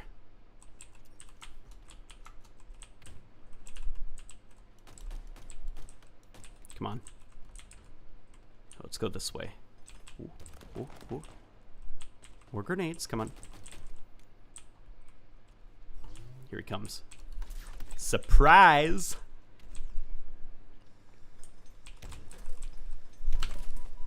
Damn, that was a little bit too early. I looked at the chat right when I probably should have been repulsing. Hello there! Let's run this way.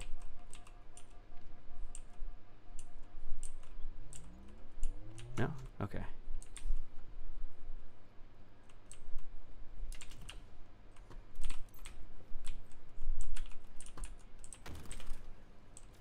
Ooh.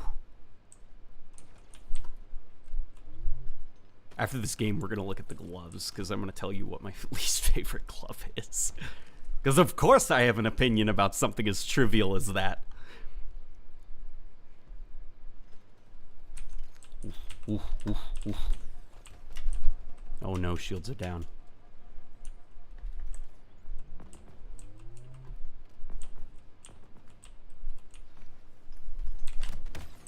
Oh my gosh, okay. Yeah, that's fair. The Sentinel Beam in Halo Infinite is powerful, but it's hard to control. It definitely is, at least on mouse and keyboard. Things like the Sentinel Beam, I think, actually feel a lot better than controller. Like, most of the controller guns that... Like, most of the guns that people on controller are like, this weapon's useless. It's actually pretty good on mouse and keyboard. But then a lot of the weapons that are like really stinking good on controller, I actually think they're a lot harder to use on mouse and keyboard.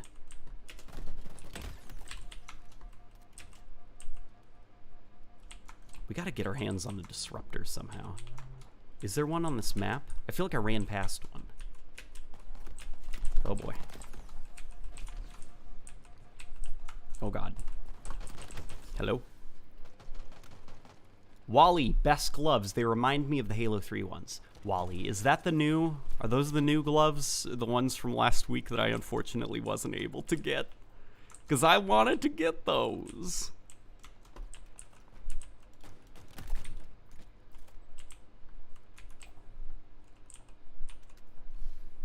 Oh yeah. Disruptor. I'll come back for you, my sweet. But first, we have an oddball match to win.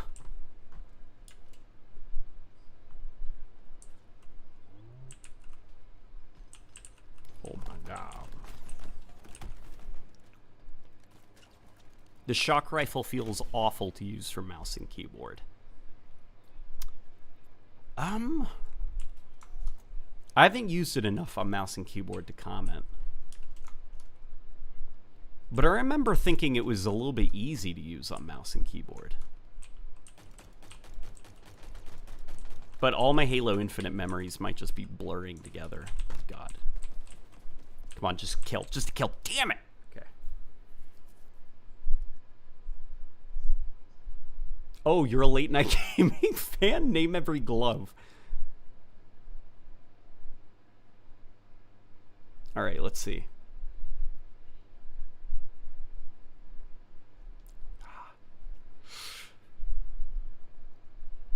Let's look at some gloves and nitpick.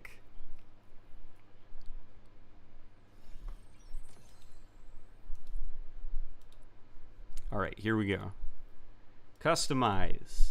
Armor Hall. Come on, UI. There you go. There you go, baby. Okay. This one I like. I like the texture of because I like how chunky it makes the fingers look. I don't like the Iron Man circle on the back. The default one, I like the back. What I don't like is how smooth this part is. It almost makes it look like it's unfinished, the texture. This I just think is weird. Like that the back of the hand isn't very covered.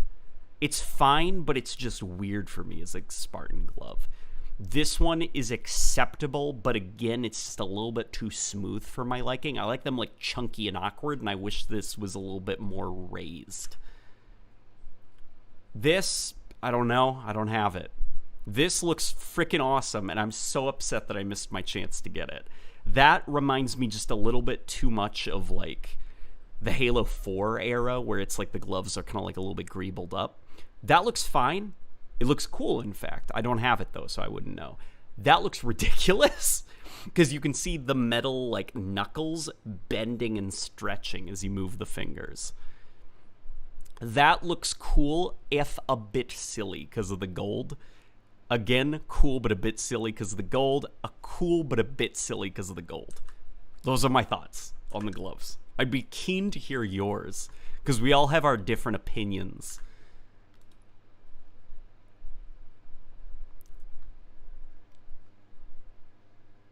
Still hit reg issues and disconnecting issues? Yes. They have not touched Desync, unfortunately.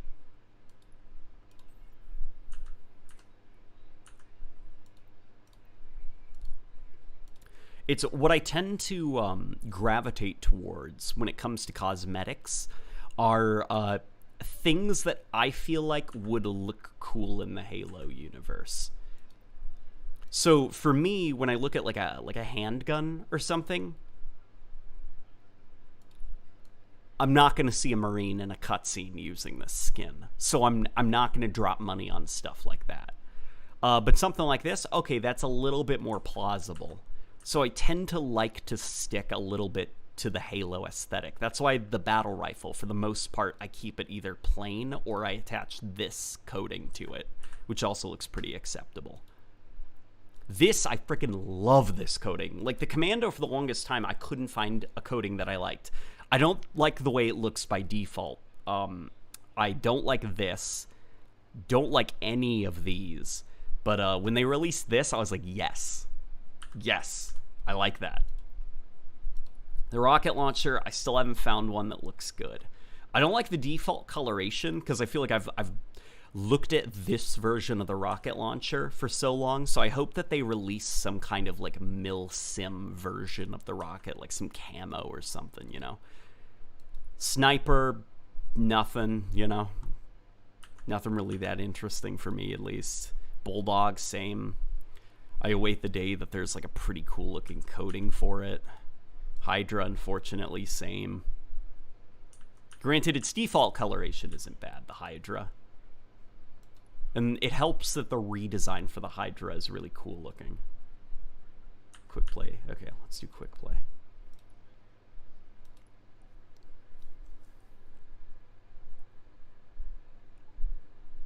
With the coatings in the store right now, the gold will blend right in.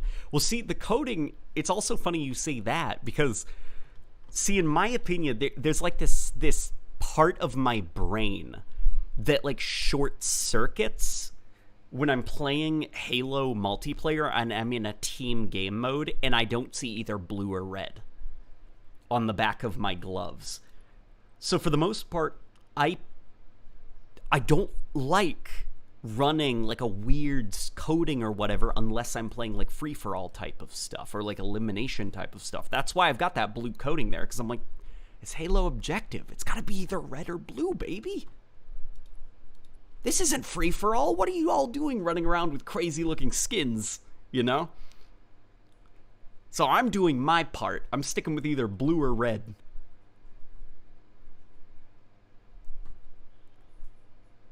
I'm hoping they have a red versus blue playlist at some point, because I feel like Halo Infinite, if you've seen in my machinima that I made, when everybody has yellow shields and everybody has either red or blue coatings, Halo Infinite looks pretty good.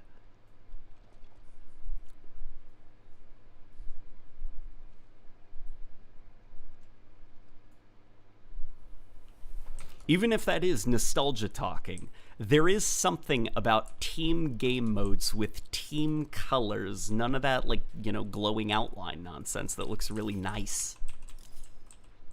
Okay, somebody grabbed it with the grappling hook.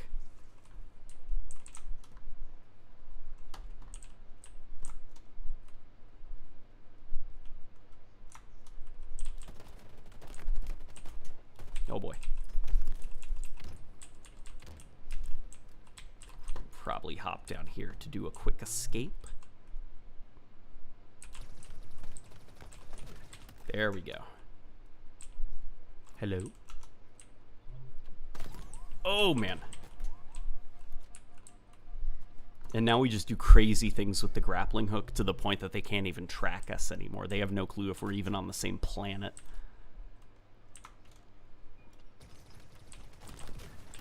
Okay. Flag taken. And away we go. Oof, oof, oof, oof. It's okay. I got the flag just a little bit further. And we're gonna lose the flag, aren't we?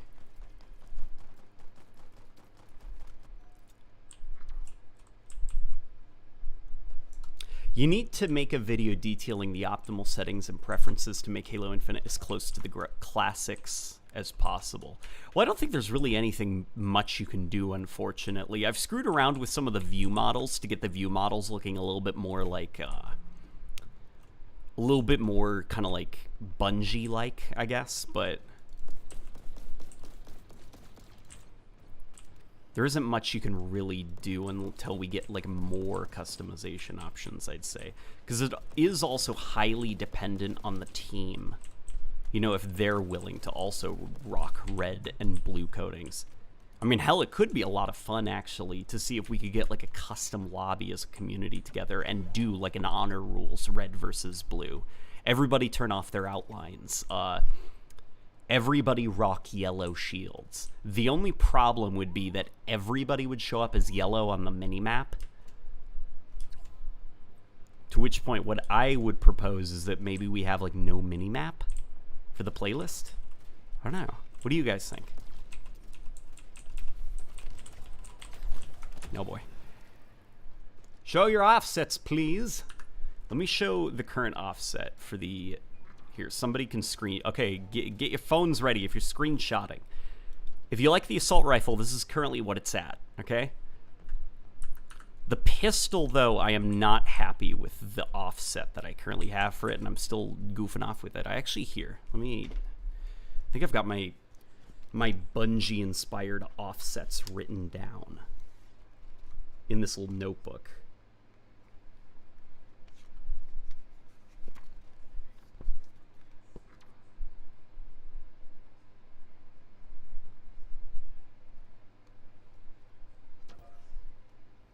There we go. I found it. I found the offsets. Okay, hang on. When we die, we'll goof off with them for a second, okay? Oh boy. Whoosh! Let's hide down here.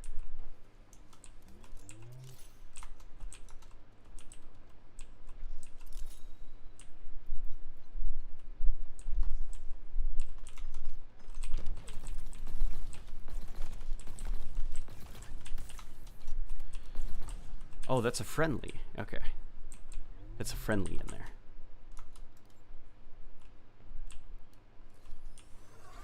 Nah, there's nobody up there. Okay.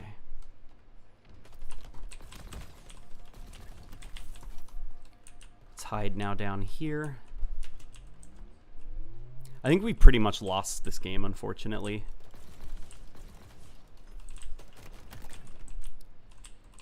So... Come on. There we go. Is this a new map? No, it's the same map. Here we go. All right. So I've got my offsets right here.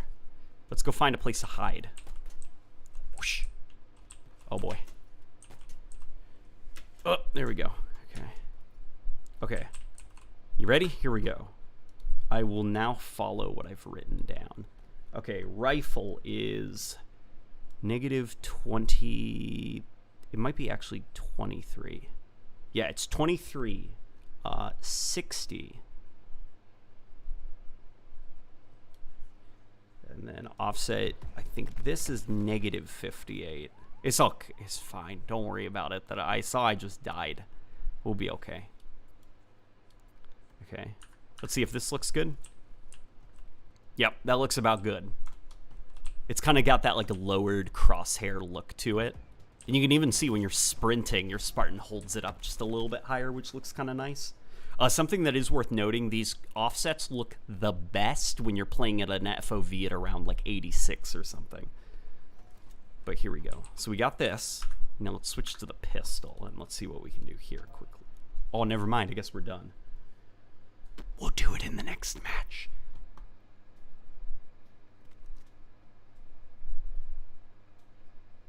What's the best map in your opinion? From Halo Infinite? I think currently either Catalyst, Behemoth, or... Nah, it's really just Catalyst or Behemoth. I don't think any of the other arena maps are that good.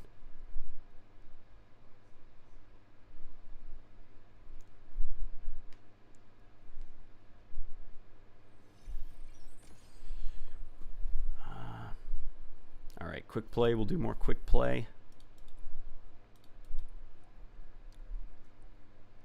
LNG, your Ravager looks huge.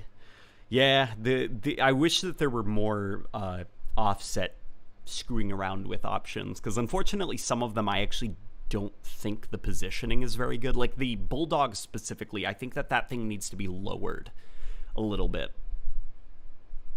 Behemoth is underrated. Behemoth is underrated. I think the problem with Behemoth right now is sandbox design.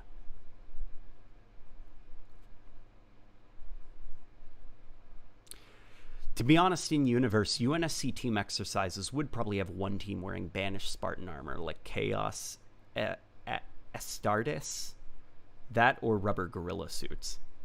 I could just imagine, like... Alright. One team is put on the gorilla costumes. You're brutes now.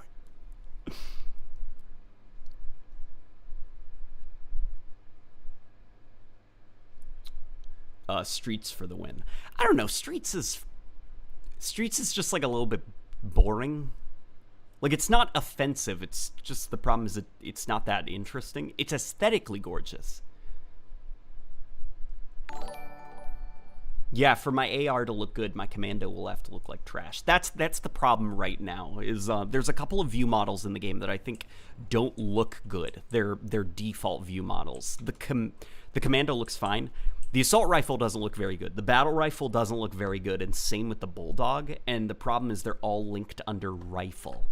So, okay, now let's go over to the pistol. So here are my offsets for the pistol. Let's see.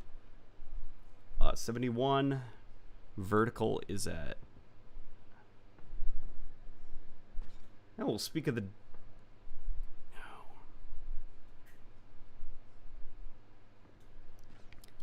I've got it at 100 if I'm reading this right. No, that's not correct.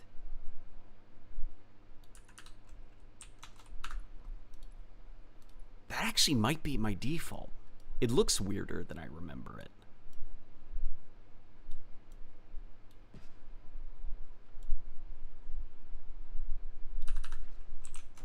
Something like that.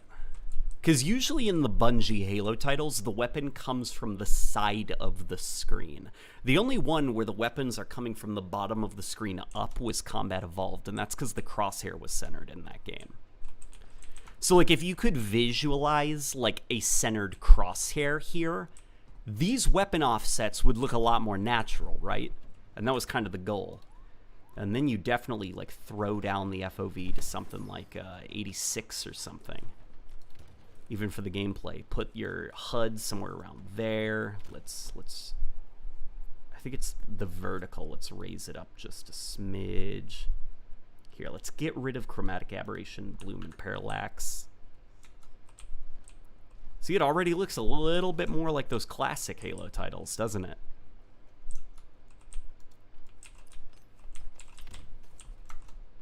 It also helps now that, you know, shields are yellow, things feel kind of nice, things feel kind of classic a little bit.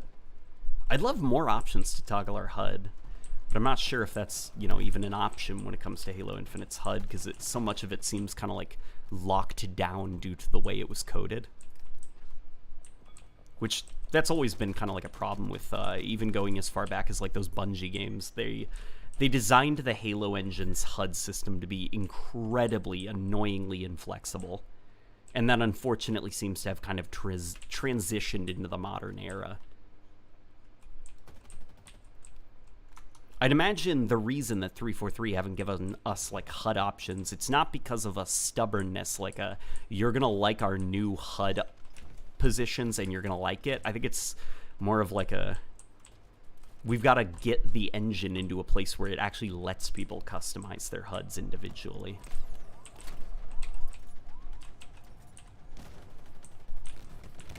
Damn it. BR doesn't look good without the robot. Ah, the good old robot hands.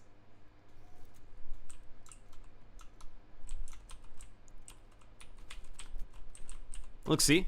Even this looks kind of good. Like coming out of the side of the screen looking in.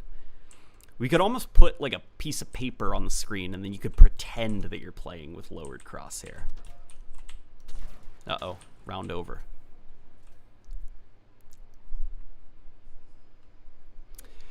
Infinite could do something like Rocket League where you could choose a warm or cold color scheme. That's definitely an option as well. Like anything, I guess. I'm a red versus blue fan. I like the idea of in team game modes, this isn't like a fashion contest. You know, I want to know who's on my team and who's on the enemy team. And I want it to be done in a way that's like diegetic and kind of visually interesting because that also, you know, trains my eyes a little bit. Like I don't want like everybody to be covered in like neon glowing HUD stuff. I'd like to be able to look at the red guy and say, ah, I'm on the red team. That is my friend. And then if we're in free-for-all, that's when it can be a popularity contest. There are no teams. You're your own man. Damn it. Okay.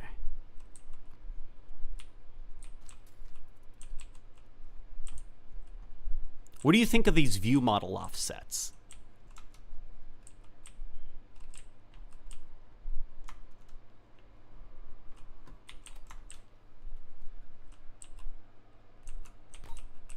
Oh boy, I think I fired that just a wee bit too low.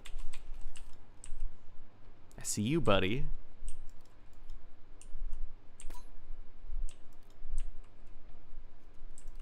Here he comes.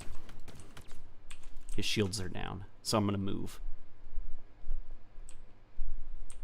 Opinion on the lack of Warthog run in the campaign. I'm disappointed. I wish 343 would just give us a Warthog run, because a modern day Warthog run with the technology advancements that the Halo engine has made, like, man, just give us a Warthog run, you know?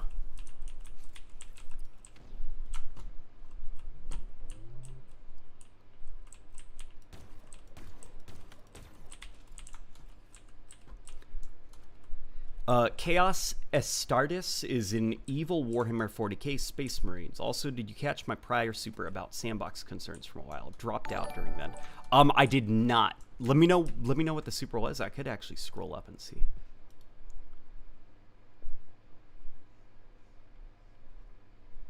How long ago was it?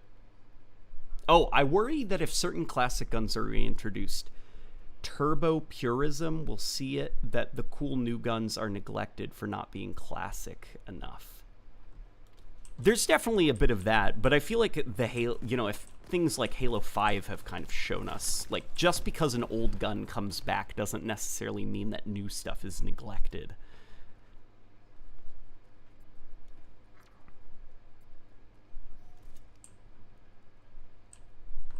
Are you running blue switches on your keyboard and mouse? Blue switches. What do you mean by that? Oh.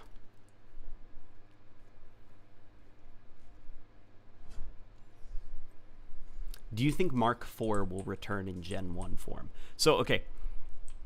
I'm going to have to explain it to me like I'm 7. What does that mean? Is that the Halo 4 armor? The Halo 3 armor? Because there are... Like, man... I don't even have, like, the memory capacity in my brain to memorize, like, the fake serial numbers of the various assault rifles. I love Halo, but I don't love Halo enough to where I remember the designation of all the different armors. Much love from Elite Forge Studios. Love your content. What did you think of the mystery box? Also, if you had to choose, what is your favorite Halo custom game mode? Okay, Elite Forge Studios. I've actually been following you guys. You guys have showed up in my feed a lot. The fact that you guys got a working mystery box in Halo is madness. And not just the fact it's working, the fact that the production value is excellent for it. It is so freaking cool. Are you guys going to try other things like electric traps as well? Because that would be pretty cool if you could get the switch to even turn, you know, and then you turn on the electric traps and stuff.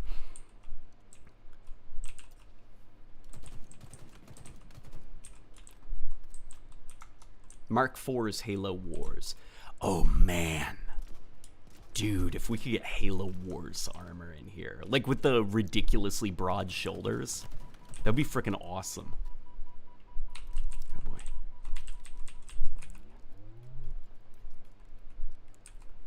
Alright, let's get out there. Yes, okay.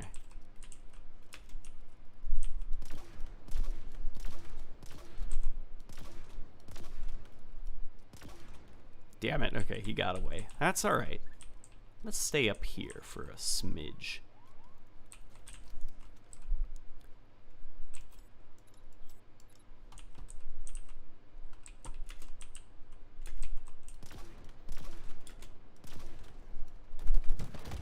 Damn it, okay. Do you think they will ever make ODST 2? I hope. Late Night Gaming, winky face. I believe we promised Hidden Xperia a fully functioning Zombies remake. I believe it would include traps. That's pretty cool. So, whenever a new Halo game releases, I have to say now, whenever a new Forge releases, because Forge, unfortunately, is not guaranteed to be with launch anymore.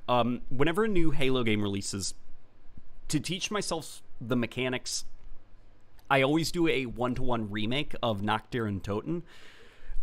And so far, my Halo 5 Noctir and Toten is my proudest work. And seeing the things that you guys did with Halo Infinite's Forge makes me very excited to make Noctir and Toten again. The way that I did it in Halo 5 was I had one monitor with Halo 5, and the other monitor I had Call of Duty World at War with the FOV scaled up to 78, which is the field of view of Halo 5. That way I could have like the scale of everything correct. And I tried to get everything to be as accurate as possible. I did measurements, man. I spent like a good 2 or 3 months making it. And I can't wait for Infinite's custom games. Or not custom games, Forge.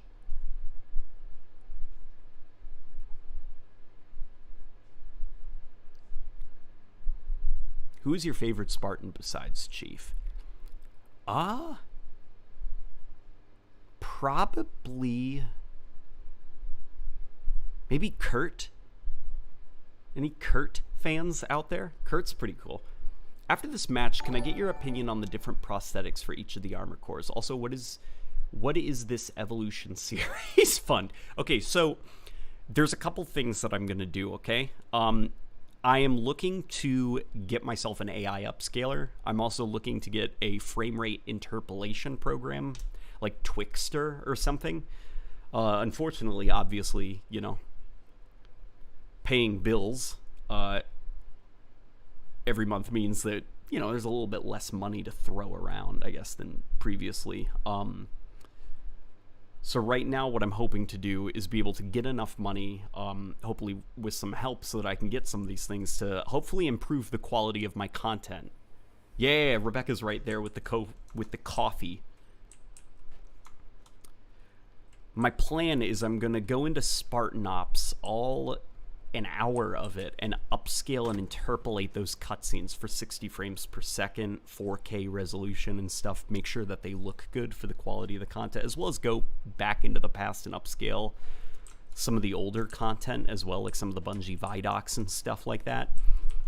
Obviously, it's not how those things were intended to look, and detail will get lost, but for the sake of production value, you know, if I upload a 60 frames per second video, I want to make sure everything looks smooth in 60 FPS, even if it's interpolated. So that's basically what the Evolution Series Fund is. It's me getting myself software and hardware that I can use to improve the quality of the videos.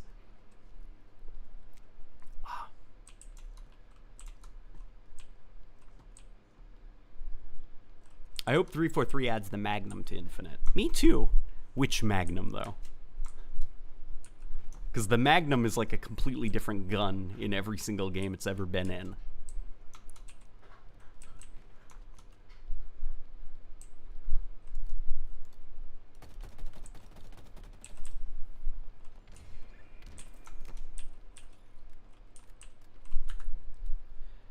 Disruptor. Okay, so we're pretty much just playing. I don't think the Disruptor even spawns on this map. Uh-oh. Uh-oh. Uh-oh. Okay. Here, I'm going to scale up the FOV, okay?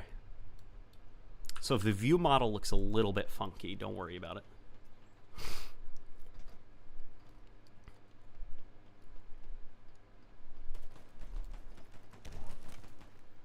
Did you ever watch Halo Nightfall?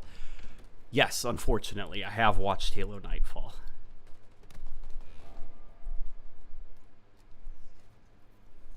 How is the update? It's...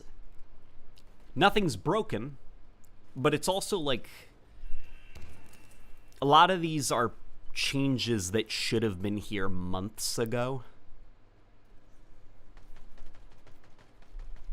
Do you think the Banished is a good replacement for the Covenant? Not a replacement, but an evolution from the Covenant, narratively speaking. I think the Banished are pretty good. The problem currently with the Banished that I have is there needs to be a motivation. Like, there needs to be a victory state for the Banished, because right now I don't know what victory is, and I hope to God it's not revenge.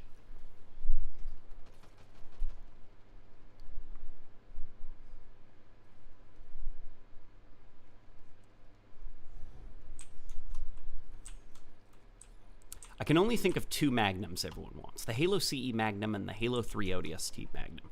The ODST Magnum would be pretty cool in Halo Infinite, I won't lie.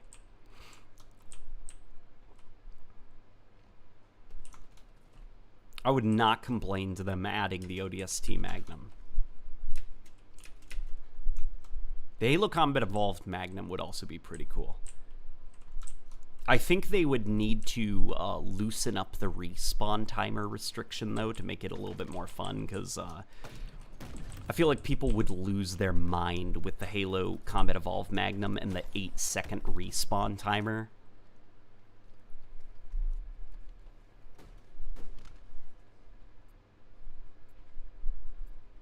Exactly. The Covenant have a meaning to exist. The Banished, I don't know. Yeah, that's pretty much where I am. Like, the Banished have a cool aesthetic and everything. And as far as Halo Wars 2 goes, there was a motivation for the Banished, which is essentially their scavengers. But as a galactic superpower, I need to know what victory is for the Banished.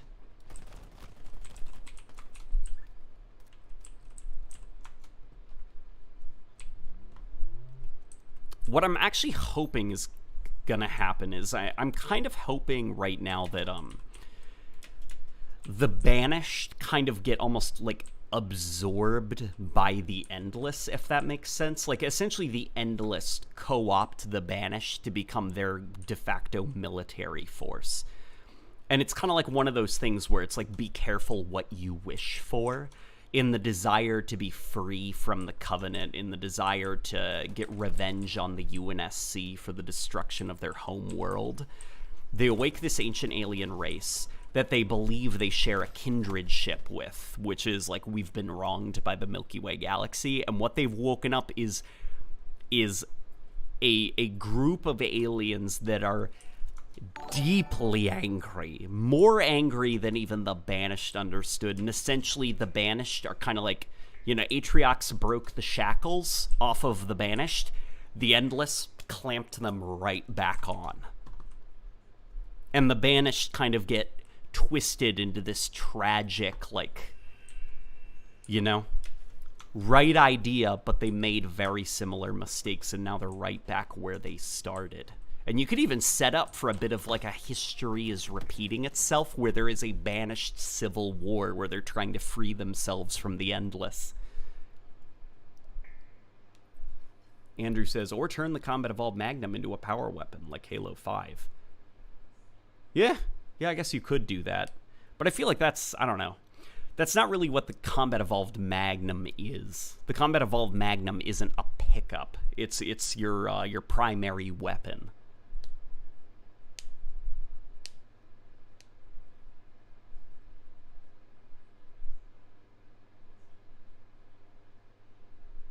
.343 don't know how to write villains. Didact was the least bad one because he was based on the lore, but the other ones are just bad guys.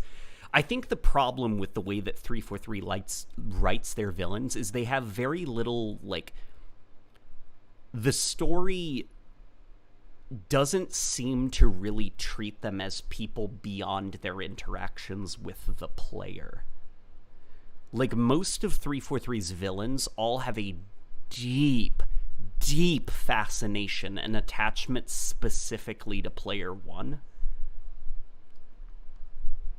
And you think of like something like Truth from Halo 2, and it's just like this demon, this Master Chief, but beyond that, like, Truth has his own motivations. He's got his own schemes that he's up to, you know, trying to overthrow the elites, replace them with brutes, activate the ring and stuff. Like, Chief is just something that is annoying and in the way. He doesn't even know Chief's name. Chief's just an obnoxious hazard that might come for him at any moment. Where you get the sense with some of 343's villains, they almost lack a purpose if it wasn't for the Master Chief. They lack personality without him.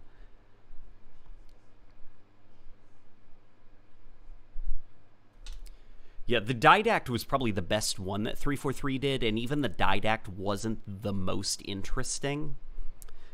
He talked a lot and said very little, because it was just, you know, it was another problem of 343, which is, you know, their Promethean warrior servant, Mantle of Responsibility Didact created Promethean, like, where you're just like, okay, my brain is shutting down, like, stop with the capital letter names for everything.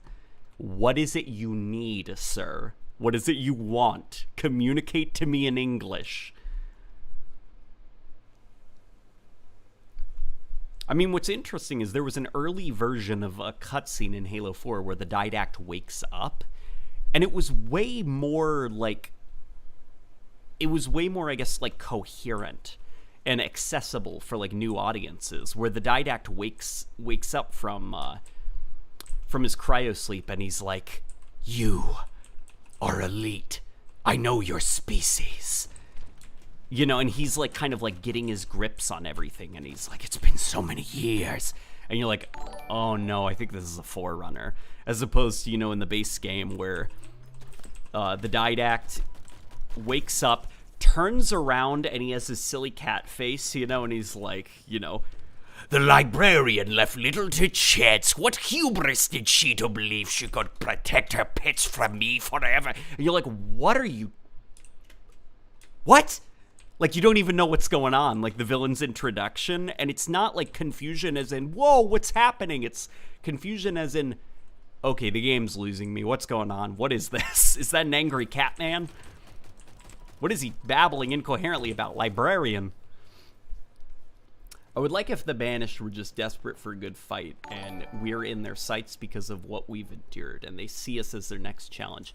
See, something like that would even be awesome, because I think also the problem is if you try to humanize the Banished and give them like a very human reason for wanting to fight, like a revenge. I feel like the problem with that is that's so like relatable and something you could talk somebody down from, arguably, as opposed to Truth and the Covenant, where that's insane religious indoctrination, where there's like no way to deprogram all the members of the Covenant. It's a massive cult that's gone too far. You know, there's no other way to stop them than to win the war against them.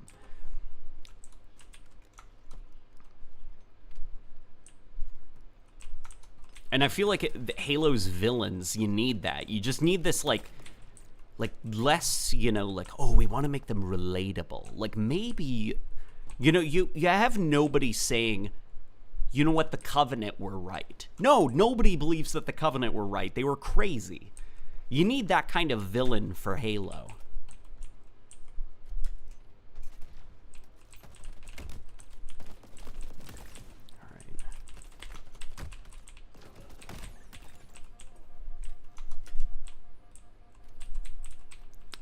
My ideal goal for the Banished for me would be destroying the Mantle of Responsibility, or at least the concept, the ultimate shackles being broken.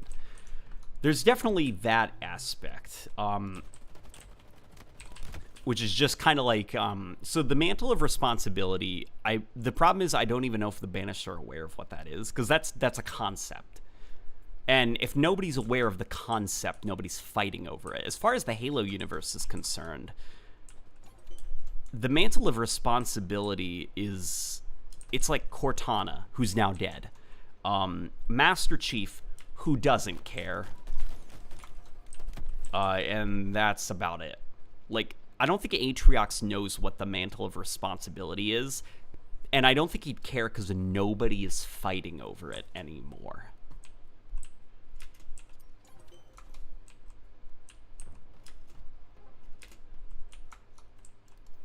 Now, it would be more interesting if Atriox was trying to, like, create a giant space utopia where it's like the Mantle of Responsibility. The Forerunners believed they could protect, like, everything. Cortana believed in the Mantle and also thought that. Like, we're going to create a new, we're going to call it Brute Funland, and everybody's invited to join, and if you don't join, we're going to blow you up. And so you could have almost like this twisted utopia where you've got everybody who are like, we love the Banished. They give us like, they've like purified our lands. They've given us like food and water. Nobody's in poverty anymore. And if you don't join us, they're going to blow up, you know, everything you hold dear.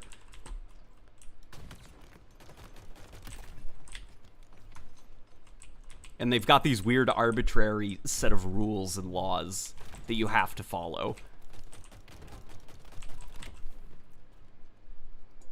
After the Banished and the Endless, what happens? So in my opinion, what I think Halo could do for a little bit is I think Halo needs to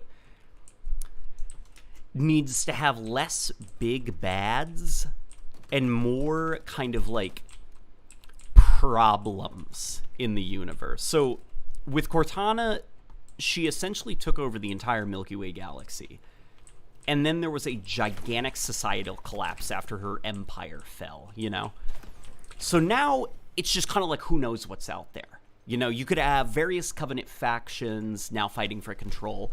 Who knows what the state of, like, St. Helios is right now, or even Earth, for that matter. Is Earth currently, like, blacked out right now? Has infrastructure fallen on Earth? Like, what's going on? You could have rogue Covenant factions now starting to come out of the woodworks and be like, now is the time. Like, did you see what the humans did? Like, we gotta stop them. And it's like, great, we got like a little Covenant infighting groups happening. You could have prophets starting to come out of the woodworks and practice like the teachings of fuck humanity. You could even have Oni up to some of their shenanigans trying to rebuild. You could have outer colonies now starting to militarize and organize a little bit better. Like, just have the universe for a while in a state of rebuilding and kind of infighting. And that way you could have a wide variety of stories to be told. Either that, or you could also have like this problem of the Endless now starting to be brought into the fold. And we could have the Endless maybe be a little bit more complicated than just the next big bad. Because I think a big problem right now with the Banished is when we were introduced to the Covenant, there was 30 years of war under their belt, where the Banished have about a couple months There's not a lot of stories to tell, you know? So we need to complicate the war as much as possible, basically. Like, we got to get more bodies in there. We got to have more planets engaged in conflict. Like, less we've got to stop the villains in the next couple of weeks or the galaxy is doomed, and more like slowly this war is starting to consume the galaxy. That way we can tell a wide variety of stories within it. Because if we immediately jump into another the whole galaxy is doomed off the bat story, then I think we're going to start running into a monster of the week problem. We got to have the monsters sustain themselves a little bit. If that makes any sense.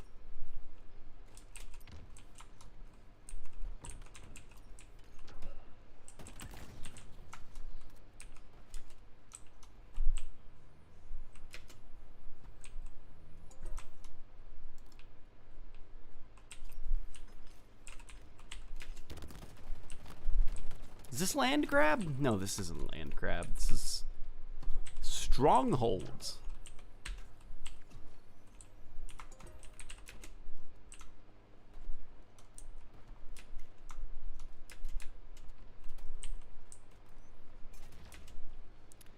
Let's go up here. Hello! Did I surprise you?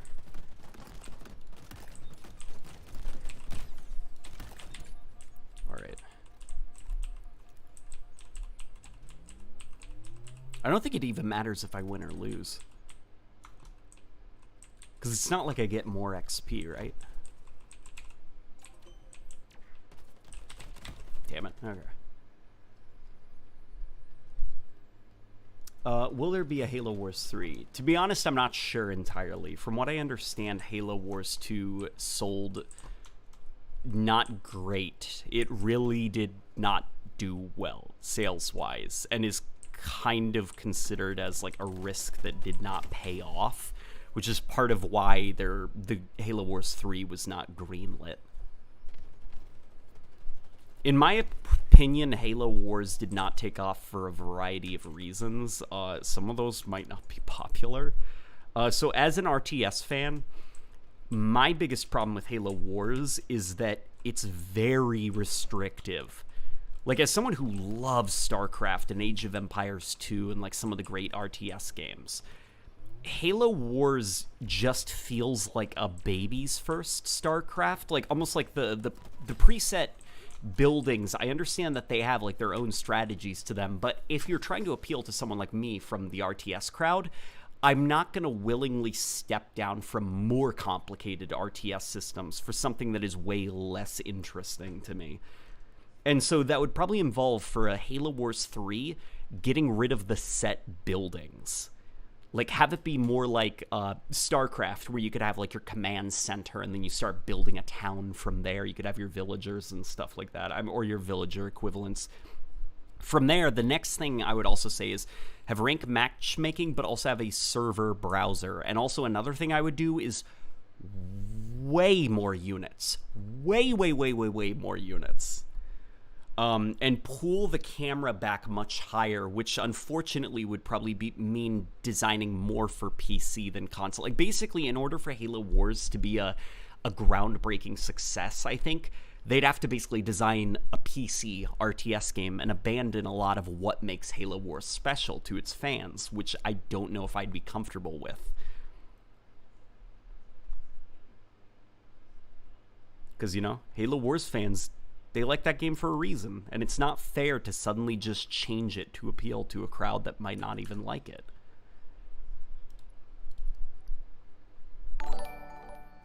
Hey man, hope you're having a good day. Can't wait to see the next Halo gun evolution video. Hope to see some Carbine love.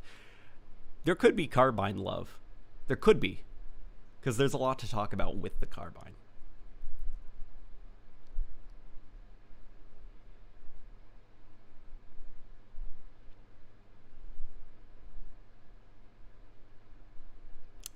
Do you believe people will still be playing Halo Infinite in 10 years? In 10 years? I don't know.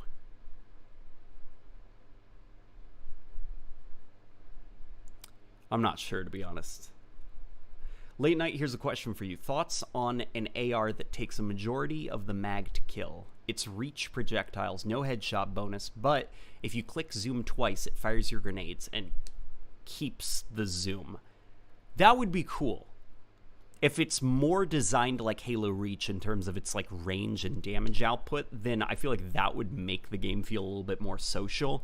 And I'm all for honestly alt fire modes. Hell, I just get rid of the zoom function because I feel like if a weapon is designed to be used in close range, does it need aiming down the sights or a zoom function? Probably not. Give it an alt fire mode. That's more interesting. Like, Halo Wars seemed way too small for a galactic-level conflict. See, I think that Halo Wars could be a galactic-level conflict. I think something that would be pretty awesome with Halo Wars is exploring the Spirit of Fire, like a prequel. For the Spirit of Fire, have the Spirit of Fire taking part in larger conflicts. In my opinion, what would make a great next Halo Wars is don't have a traditional campaign story, so to speak. Have something that is more like so think of the term campaign and design a literal military campaign, so it's less of like, we've got to stop this antagonist who has this name, and if we kill him, the war is won. Think of it more in terms of armies, like trying to protect star systems from generals and stuff like that. And assassinating the generals isn't going to win the war, you know, because there is still entire armies. So it's more about, you know, sacrificing men to achieve victory and stuff. And, you know, in some cases, unfortunately, having to sacrifice entire star systems. Have like an entire meta game, which is you holding certain sectors and trying to slow down either the Covenant or the Banished advance.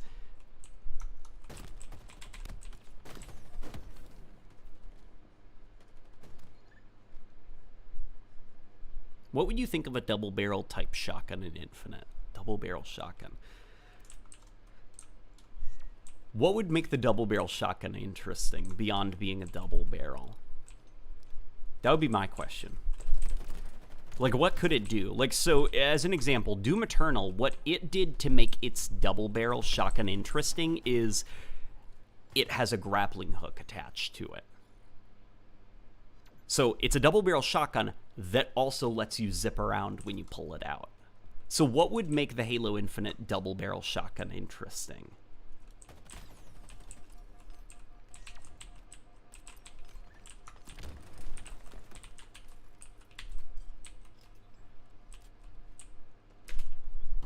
Here, let's pick this up. Someone mentioned earlier that this thing is really hard to use on keyboard and mouse.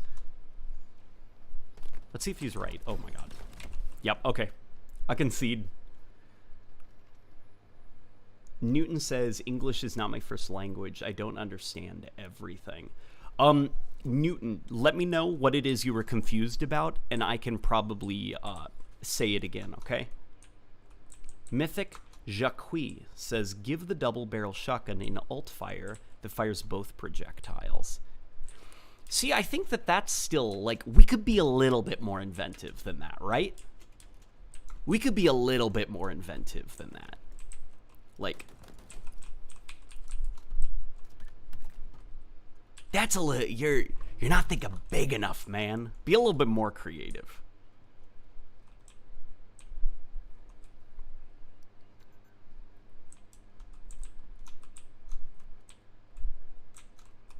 The double-barrel shotgun could shoot equipment to double the range of them. That is funny, if comical. My pitch. You want to hear my pitch about what you could do? So, okay. The double-barrel shotgun has a bayonet on it.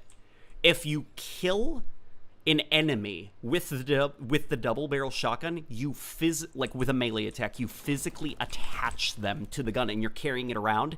Then you can fire it and it launches the body, which will actually do damage. So if you see like grunts with their methane packs, you can essentially turn grunts into bombs that you fling at the enemy. Wouldn't that be cool? Like impaling a grunt, carrying it, and then launching it at a group of Banished or Covenant, and it just exploding.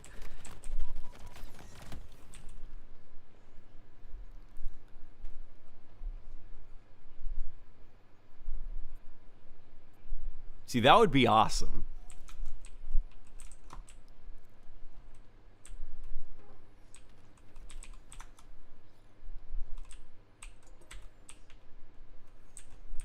A needle shotgun to replace the classic shotgun, and it has a longer range alt-fire mode. See, that's just not interesting enough. You gotta think bigger. Don't think of, like, the alt-fire mode is it's better at range now. Be inventive. Think outside of the box. Do something crazy.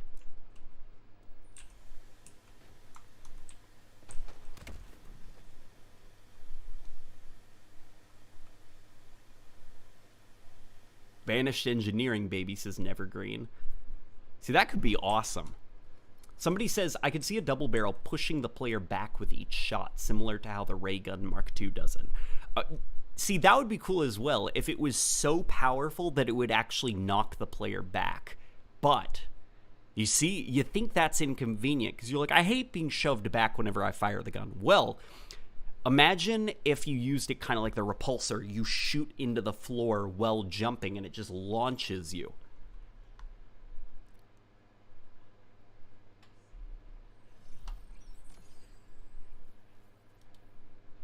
A gun where the alt-fire mode turns the game into an RTS. I mean, hell.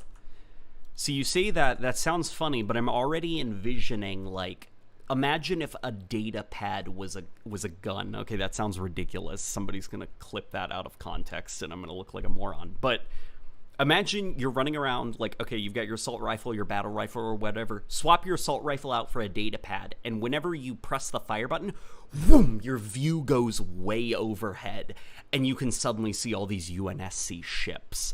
And you can, like, bing, bing, bing, like, put places of location, like, places of interest, locations of interest. There we go. My brain was stuttering for a second.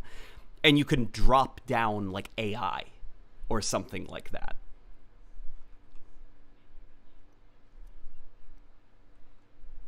You know, and then you go right back into first-person view. And then you're causing a little bit of mayhem, because now in your, like, multiplayer match or your custom match or whatever, you've also got, like, ODST and Marines running around and causing chaos. Like, is it effective? Is it gonna win the competitive match? No. But holy shit, did it make the match way more interesting.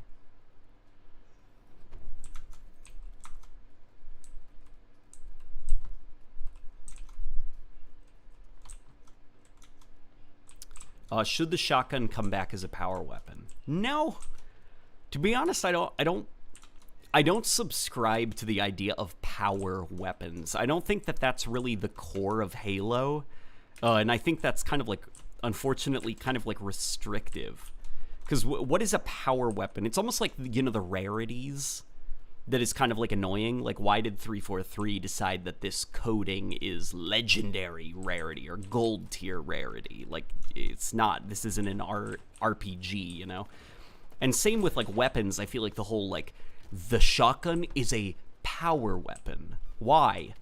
Because we placed it in the center of the map. Like, okay, well, what if you gave both teams shotguns from spawn? Is it still a power weapon? What if you placed the shotgun on a large map to where it's almost useless? Is it still a power weapon? I feel like it's more interesting if you treat weapons as they are, you know? A sniper rifle isn't a power weapon, it's a sniper rifle.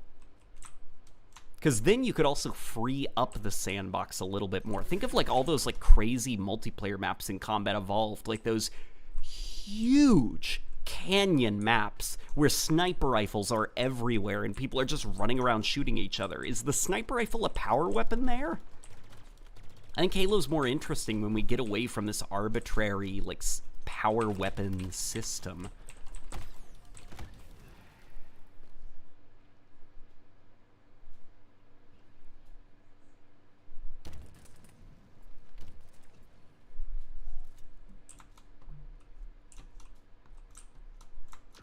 The pit in Halo 3 has a shotgun on both sides. Yeah, exactly.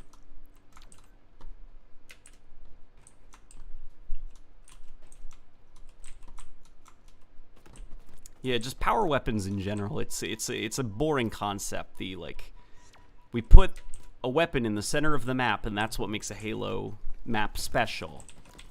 It's like, no. Halo's a little bit more interesting than that.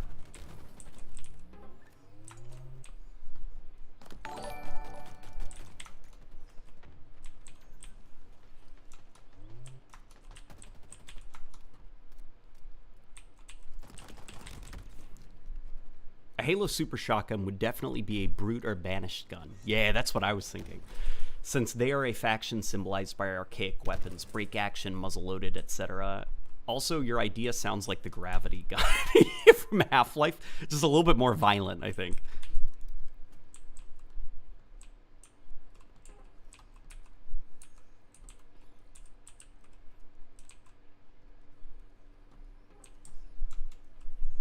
Dude, you don't understand Halo. What is going on? Go play COD.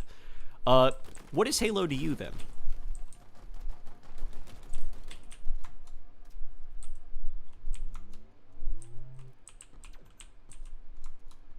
I hope we get a classic shotgun because I don't like the Bulldog at all, especially on keyboard and mouse. Yeah, the Bulldog just isn't it.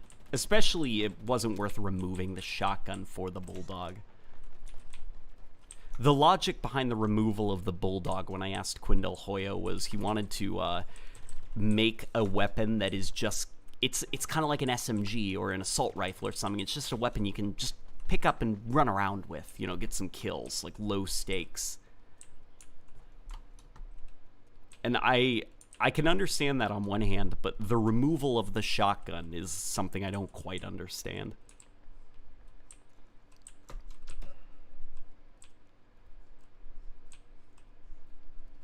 I recently found out that you can concussion rifle jump in Halo 4. Never realized you could. Yeah, Halo 4 has a lot of, like, holdover legacy physics from Halo Reach that are really nice. Like, to the point that I even think, like, the core movement of Halo 4 feels a little bit better than Reach, because it's got that classic floaty jump to it. You can jump a little bit higher.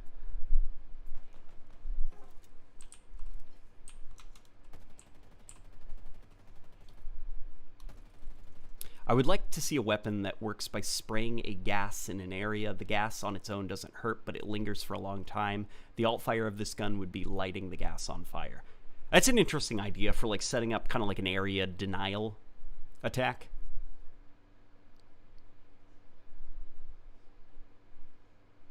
Why not just put the SMG in, says Chance? See, that's basically my thought. It's like, oh, it sounds like you're designing a weapon that kind of is like the SMG. Why not just bring the SMG back? Sort of like, we made a completely new weapon. It's basically kind of like the SMG and roll.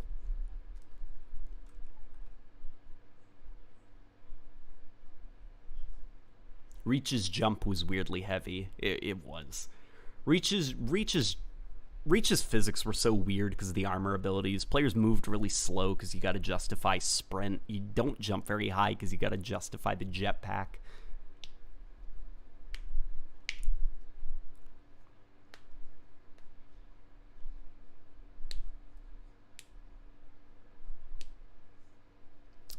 Is the Bulldog meant for the campaign, says Isaiah? No. From what I understand, Quinn was a lot more interested in designing for multiplayer than he was campaign. So I don't think he thought too much about that aspect of it. Bring the ODST SMG back. The ODST SMG would be interesting, but I'm not sure what you could do to make it a little bit more diverse within the sandbox, because right now the game has an overabundance already of ranged weapons. That is how I feel about the Heatwave. Why not just call it a scatter shot? Because, unlike the scatter shot, the Heatwave is actually interesting. See, the Heatwave earned the right to be a new gun. Whereas the Bulldog is just the brute not the brute mangler, the brute mauler, but boring.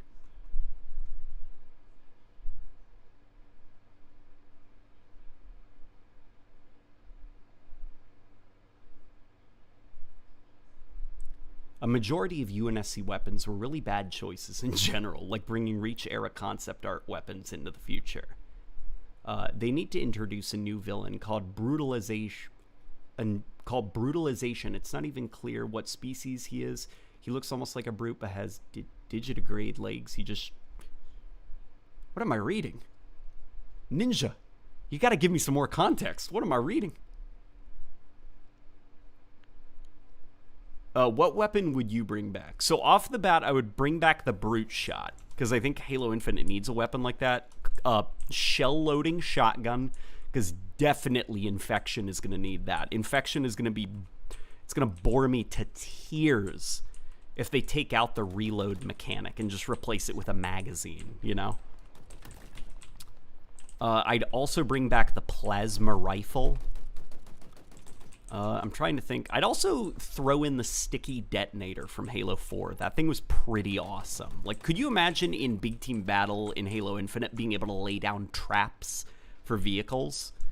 Like, that would be a fun fantasy to have back. I'd also bring back the classic gravity hammer.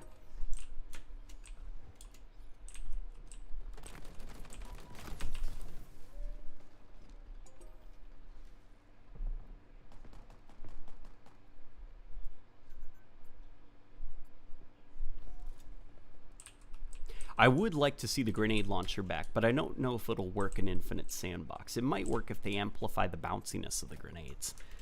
I think it could work if you just... The problem with Infinite is it's got, like, so many ways to disable vehicles. I guess you could, like, severely... I don't know, man.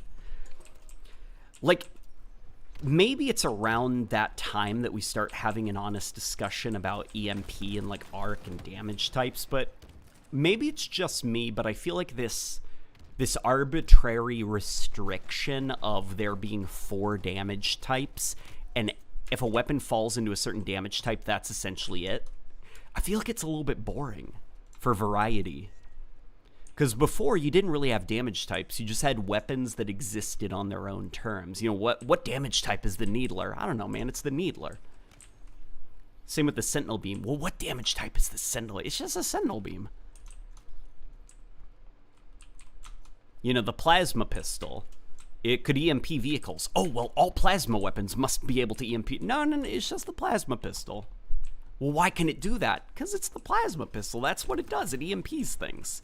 And now that, like, well, if a weapon is arc, it has to be able to EMP something. Wouldn't it break the rules then if you introduced an arc weapon that doesn't EMP things? And wouldn't you then have a lot of design limitations? Because now if you want to introduce a new arc weapon, well, you have to make sure it's not balanced or it's not broken against vehicles and such. I don't know. I just feel like these harsh rules now on the way certain weapons are designed, it feels more limiting than it is freeing. As well as the everything now needs to reload. I'm not sure if I like that either.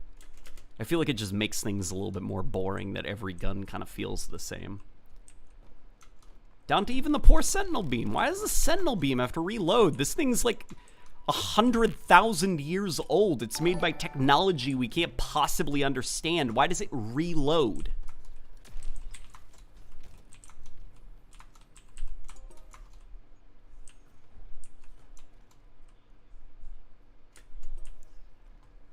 I utterly love the Bulldog. Finally, a UNSC shotgun that isn't simply a better energy sword. Comparing it to the useless Mauler is beyond insulting. See, the Mauler isn't useless, and neither is the Bulldog. But at least the Mauler, you could dual wield that, so that was something interesting. And the energy sword, I would never call it just... Or the shotgun, I would never call just an energy sword, because play Infection for a little bit. You can't reload an energy sword. And the kind of stories that form out of a bunch of zombies running at you when a shotgun is completely empty, and you gotta load 1 shell, 2 shell, 3 shell, 4 shell, and you've got like 7 guys coming down, and you're trying to time the reload so that you can take each of them out. Like, the shotgun, a shell-loading shotgun is fine. It is a good weapon concept.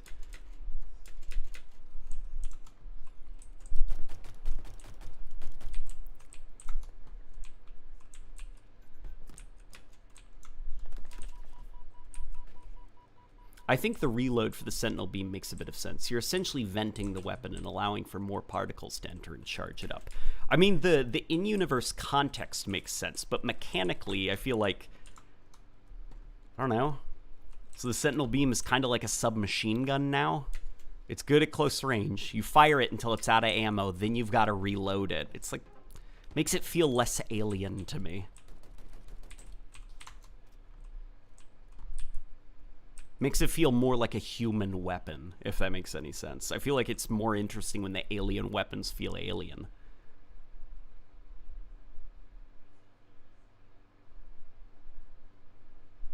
The heat wave for infection, says Pink Guy.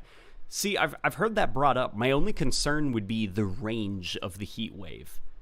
Granted, the heat wave is very hard to use at a range, but I could see it being problematic, especially when you could potentially kill zombies without even looking at them. You could just bounce shots around corners.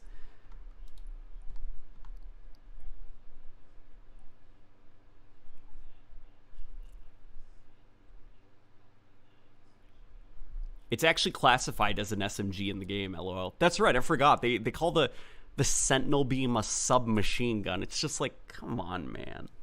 Be more interesting. Be more creative. Don't they also call, like, the Needler a submachine gun? That feels so limiting to me.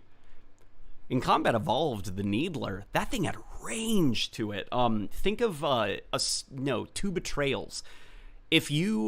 When you clear the room of sentinels and then that big door opens and you've got that long hallway, if you actually fire the Needler into the air, its needles can actually track all the way down that long hallway and kill things on the other end.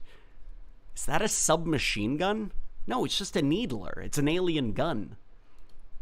I feel like bottling these weapons into human gun archetypes is so boring and backwards thinking.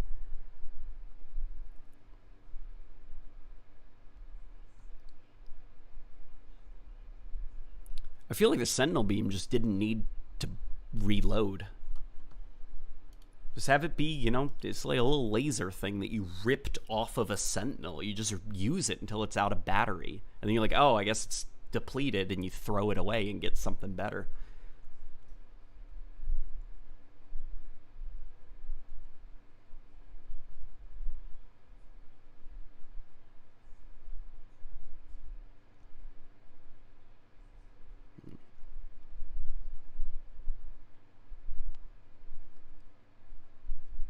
I think the shock rifle is an exception in Infinite Sandbox design. It's difficult to use, but extremely satisfying to use and effective, even at close range. Yes, I agree.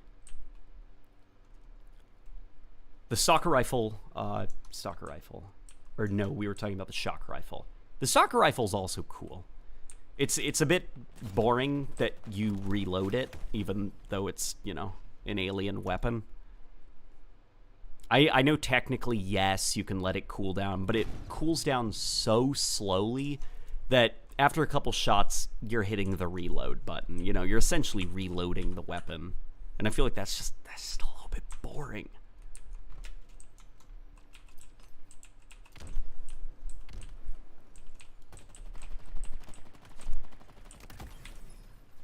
That was a submachine gun that killed me. Did you see that?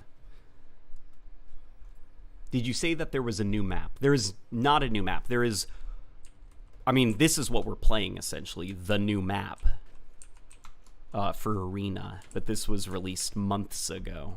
So since launch, what we got was one new Arena map and one new Big Team Battle map. So if you played this map before already a couple months ago, nothing else has been added. We're still on this map.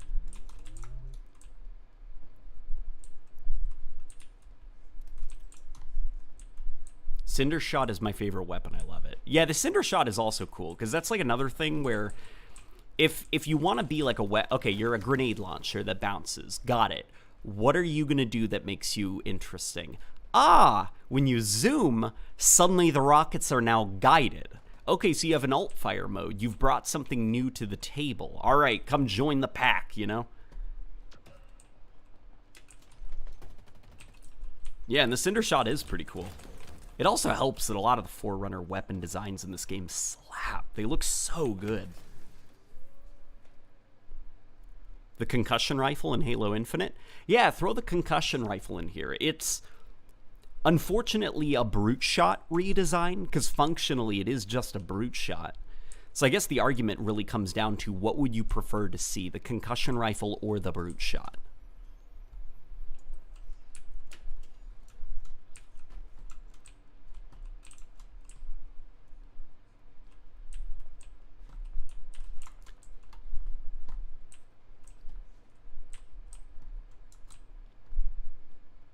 They look too human, in my opinion, says Jack Carlson. They definitely do have that problem, which is an unfortunate symptom of the game industry, which is like, you know, we designed the weapon to function like a shotgun. How will the player know how to use it if it doesn't literally look like a shotgun? What I appreciate, though, is that they're designed to look a little bit more like Forerunner stuff. So, you know, you pick up something like the Heat Wave, and it looks Forerunner. It looks almost ripped out of Combat Evolved, even if it is weird that this ancient race from hundreds of thousands of years ago conveniently designed weapons with stocks for their shoulders, grips to be held two-handed, and sights. Like, it is very weird and kind of, like, artistically a little bit boring.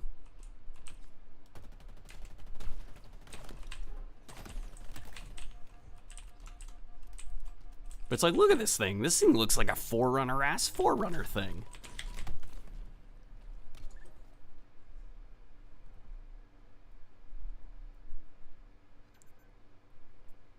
Just give us the spiker back. Yes, I agree. Give us the spiker back, man.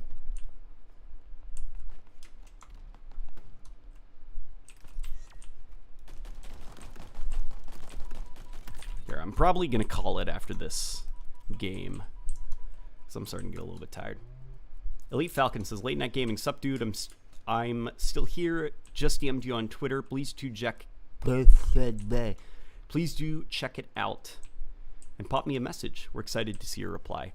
I'm excited to see what your message is, man, because if it's Forge related, I am very interested.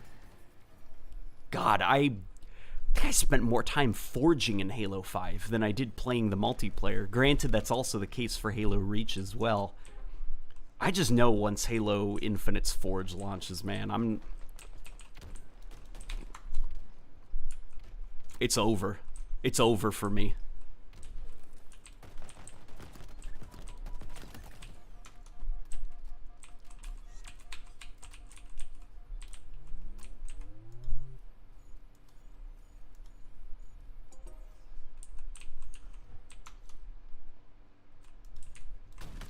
There we go. Oh boy.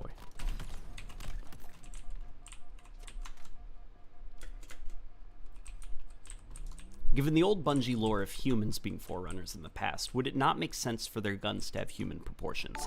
It would make sense in that Bungie vision, but right now for Halo, you know, the Forerunners were definitively a different set of creatures. I feel like that could have been a cool bit of continuity. A little bit of foreshadowing, you know?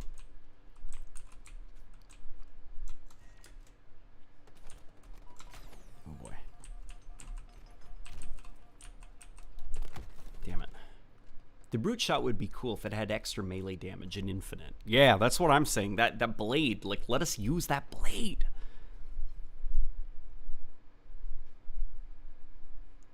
Alrighty, that was a defeat, unfortunately. Question late night, how would you redesign the Promethean weapons? I'd redesign them into the trash can. No, that's mean. How would I redesign the Promethean weapons?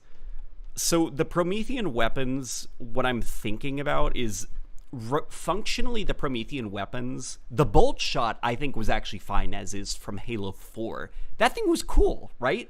It's like, yes, it's a pistol, but it's got an alt fire mode that lets it double as a shotgun. So that's kind of cool. Like, all right, Halo 4 bolt shot, come on. You earned your keep. You brought something interesting to the table. But the suppressor, no. The light rifle, no. The scatter shot, no. The incineration cannon, no. Definitely not the sniper. Like, none of those, I think, did anything interesting enough to earn their keep. They were just orange versions of guns that already existed. So what I'm thinking almost is, for the Promethean weapons, all right, the Prometheans near the end of the Forerunner Flood War, they got really into containment protocols. They essentially became more of like a hazard cleanup, like quarantine. They're essentially waging a war against a plague, right? So what you could probably start doing is redesigning a lot of those Promethean weapons more around the idea of like containment and fighting outbreaks. So I'm thinking of like the incineration cannon. Maybe it can be less of just a boring rocket launcher, and it could be something more of like, okay, an incineration cannon, what would that be like? Maybe it could be like a proper flamethrower or something, like you could, or a mortar or something like that. Like it has an arc to it, and it lands and whoosh, creates a wall of fire that maybe extends in certain directions or something like that. That way you could almost use it as a way to block people off from certain paths, maybe even create traps for vehicles and stuff like that. Trying to think of other things. The scatter shot, I'm not sure you could do much with it, unfortunately, because it's like, you know, you've unfortunately boxed yourself in because that thing was just an orange shotgun. Perhaps you could maybe, I'm thinking of like, okay, like you got Promethean troops out there in the field and they're fighting against the flood and stuff. Maybe it could be some kind of like support weapon to support other Promethean troops. You could almost change the concept of a gun on its head and make it be more like it's a gun you pick up not to get kills, but to help your team and keep them safe so that they can get kills.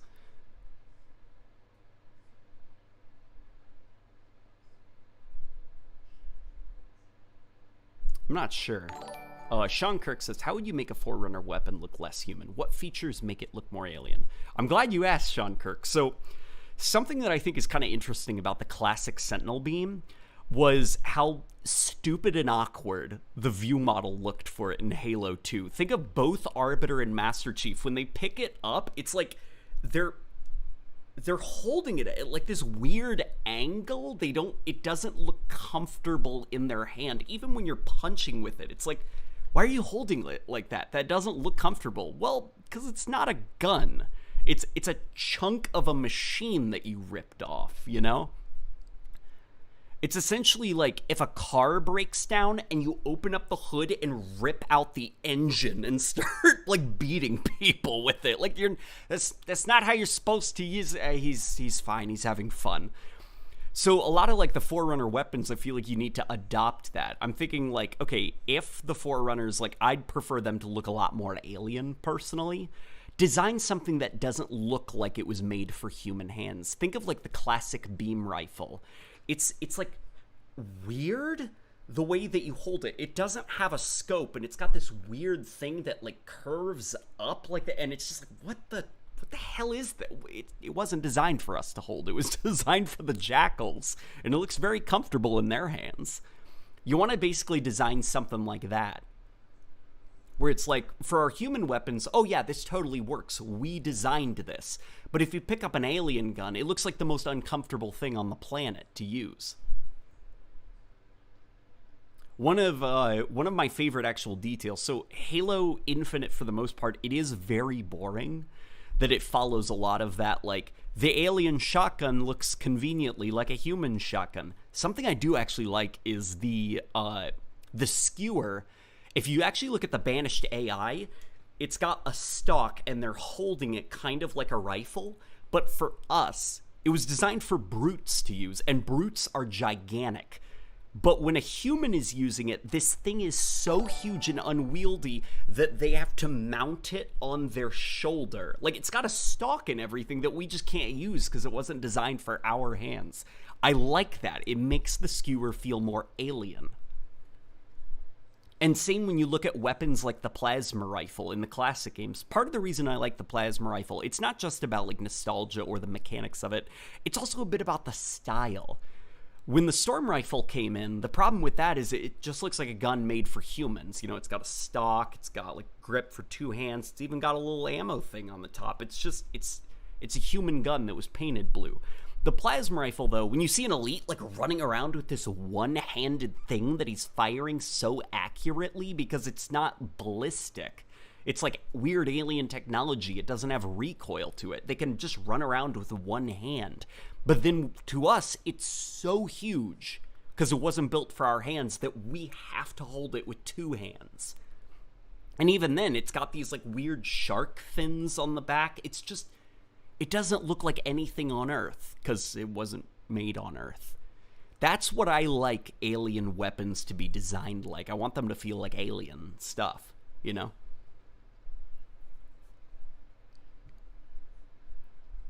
So whenever somebody says it, whenever you hear me say it just looks like a human weapon, I wish it looked more alien, that's what I'm talking about.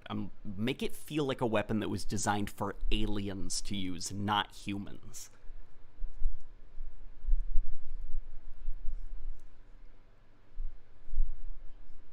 Yeah.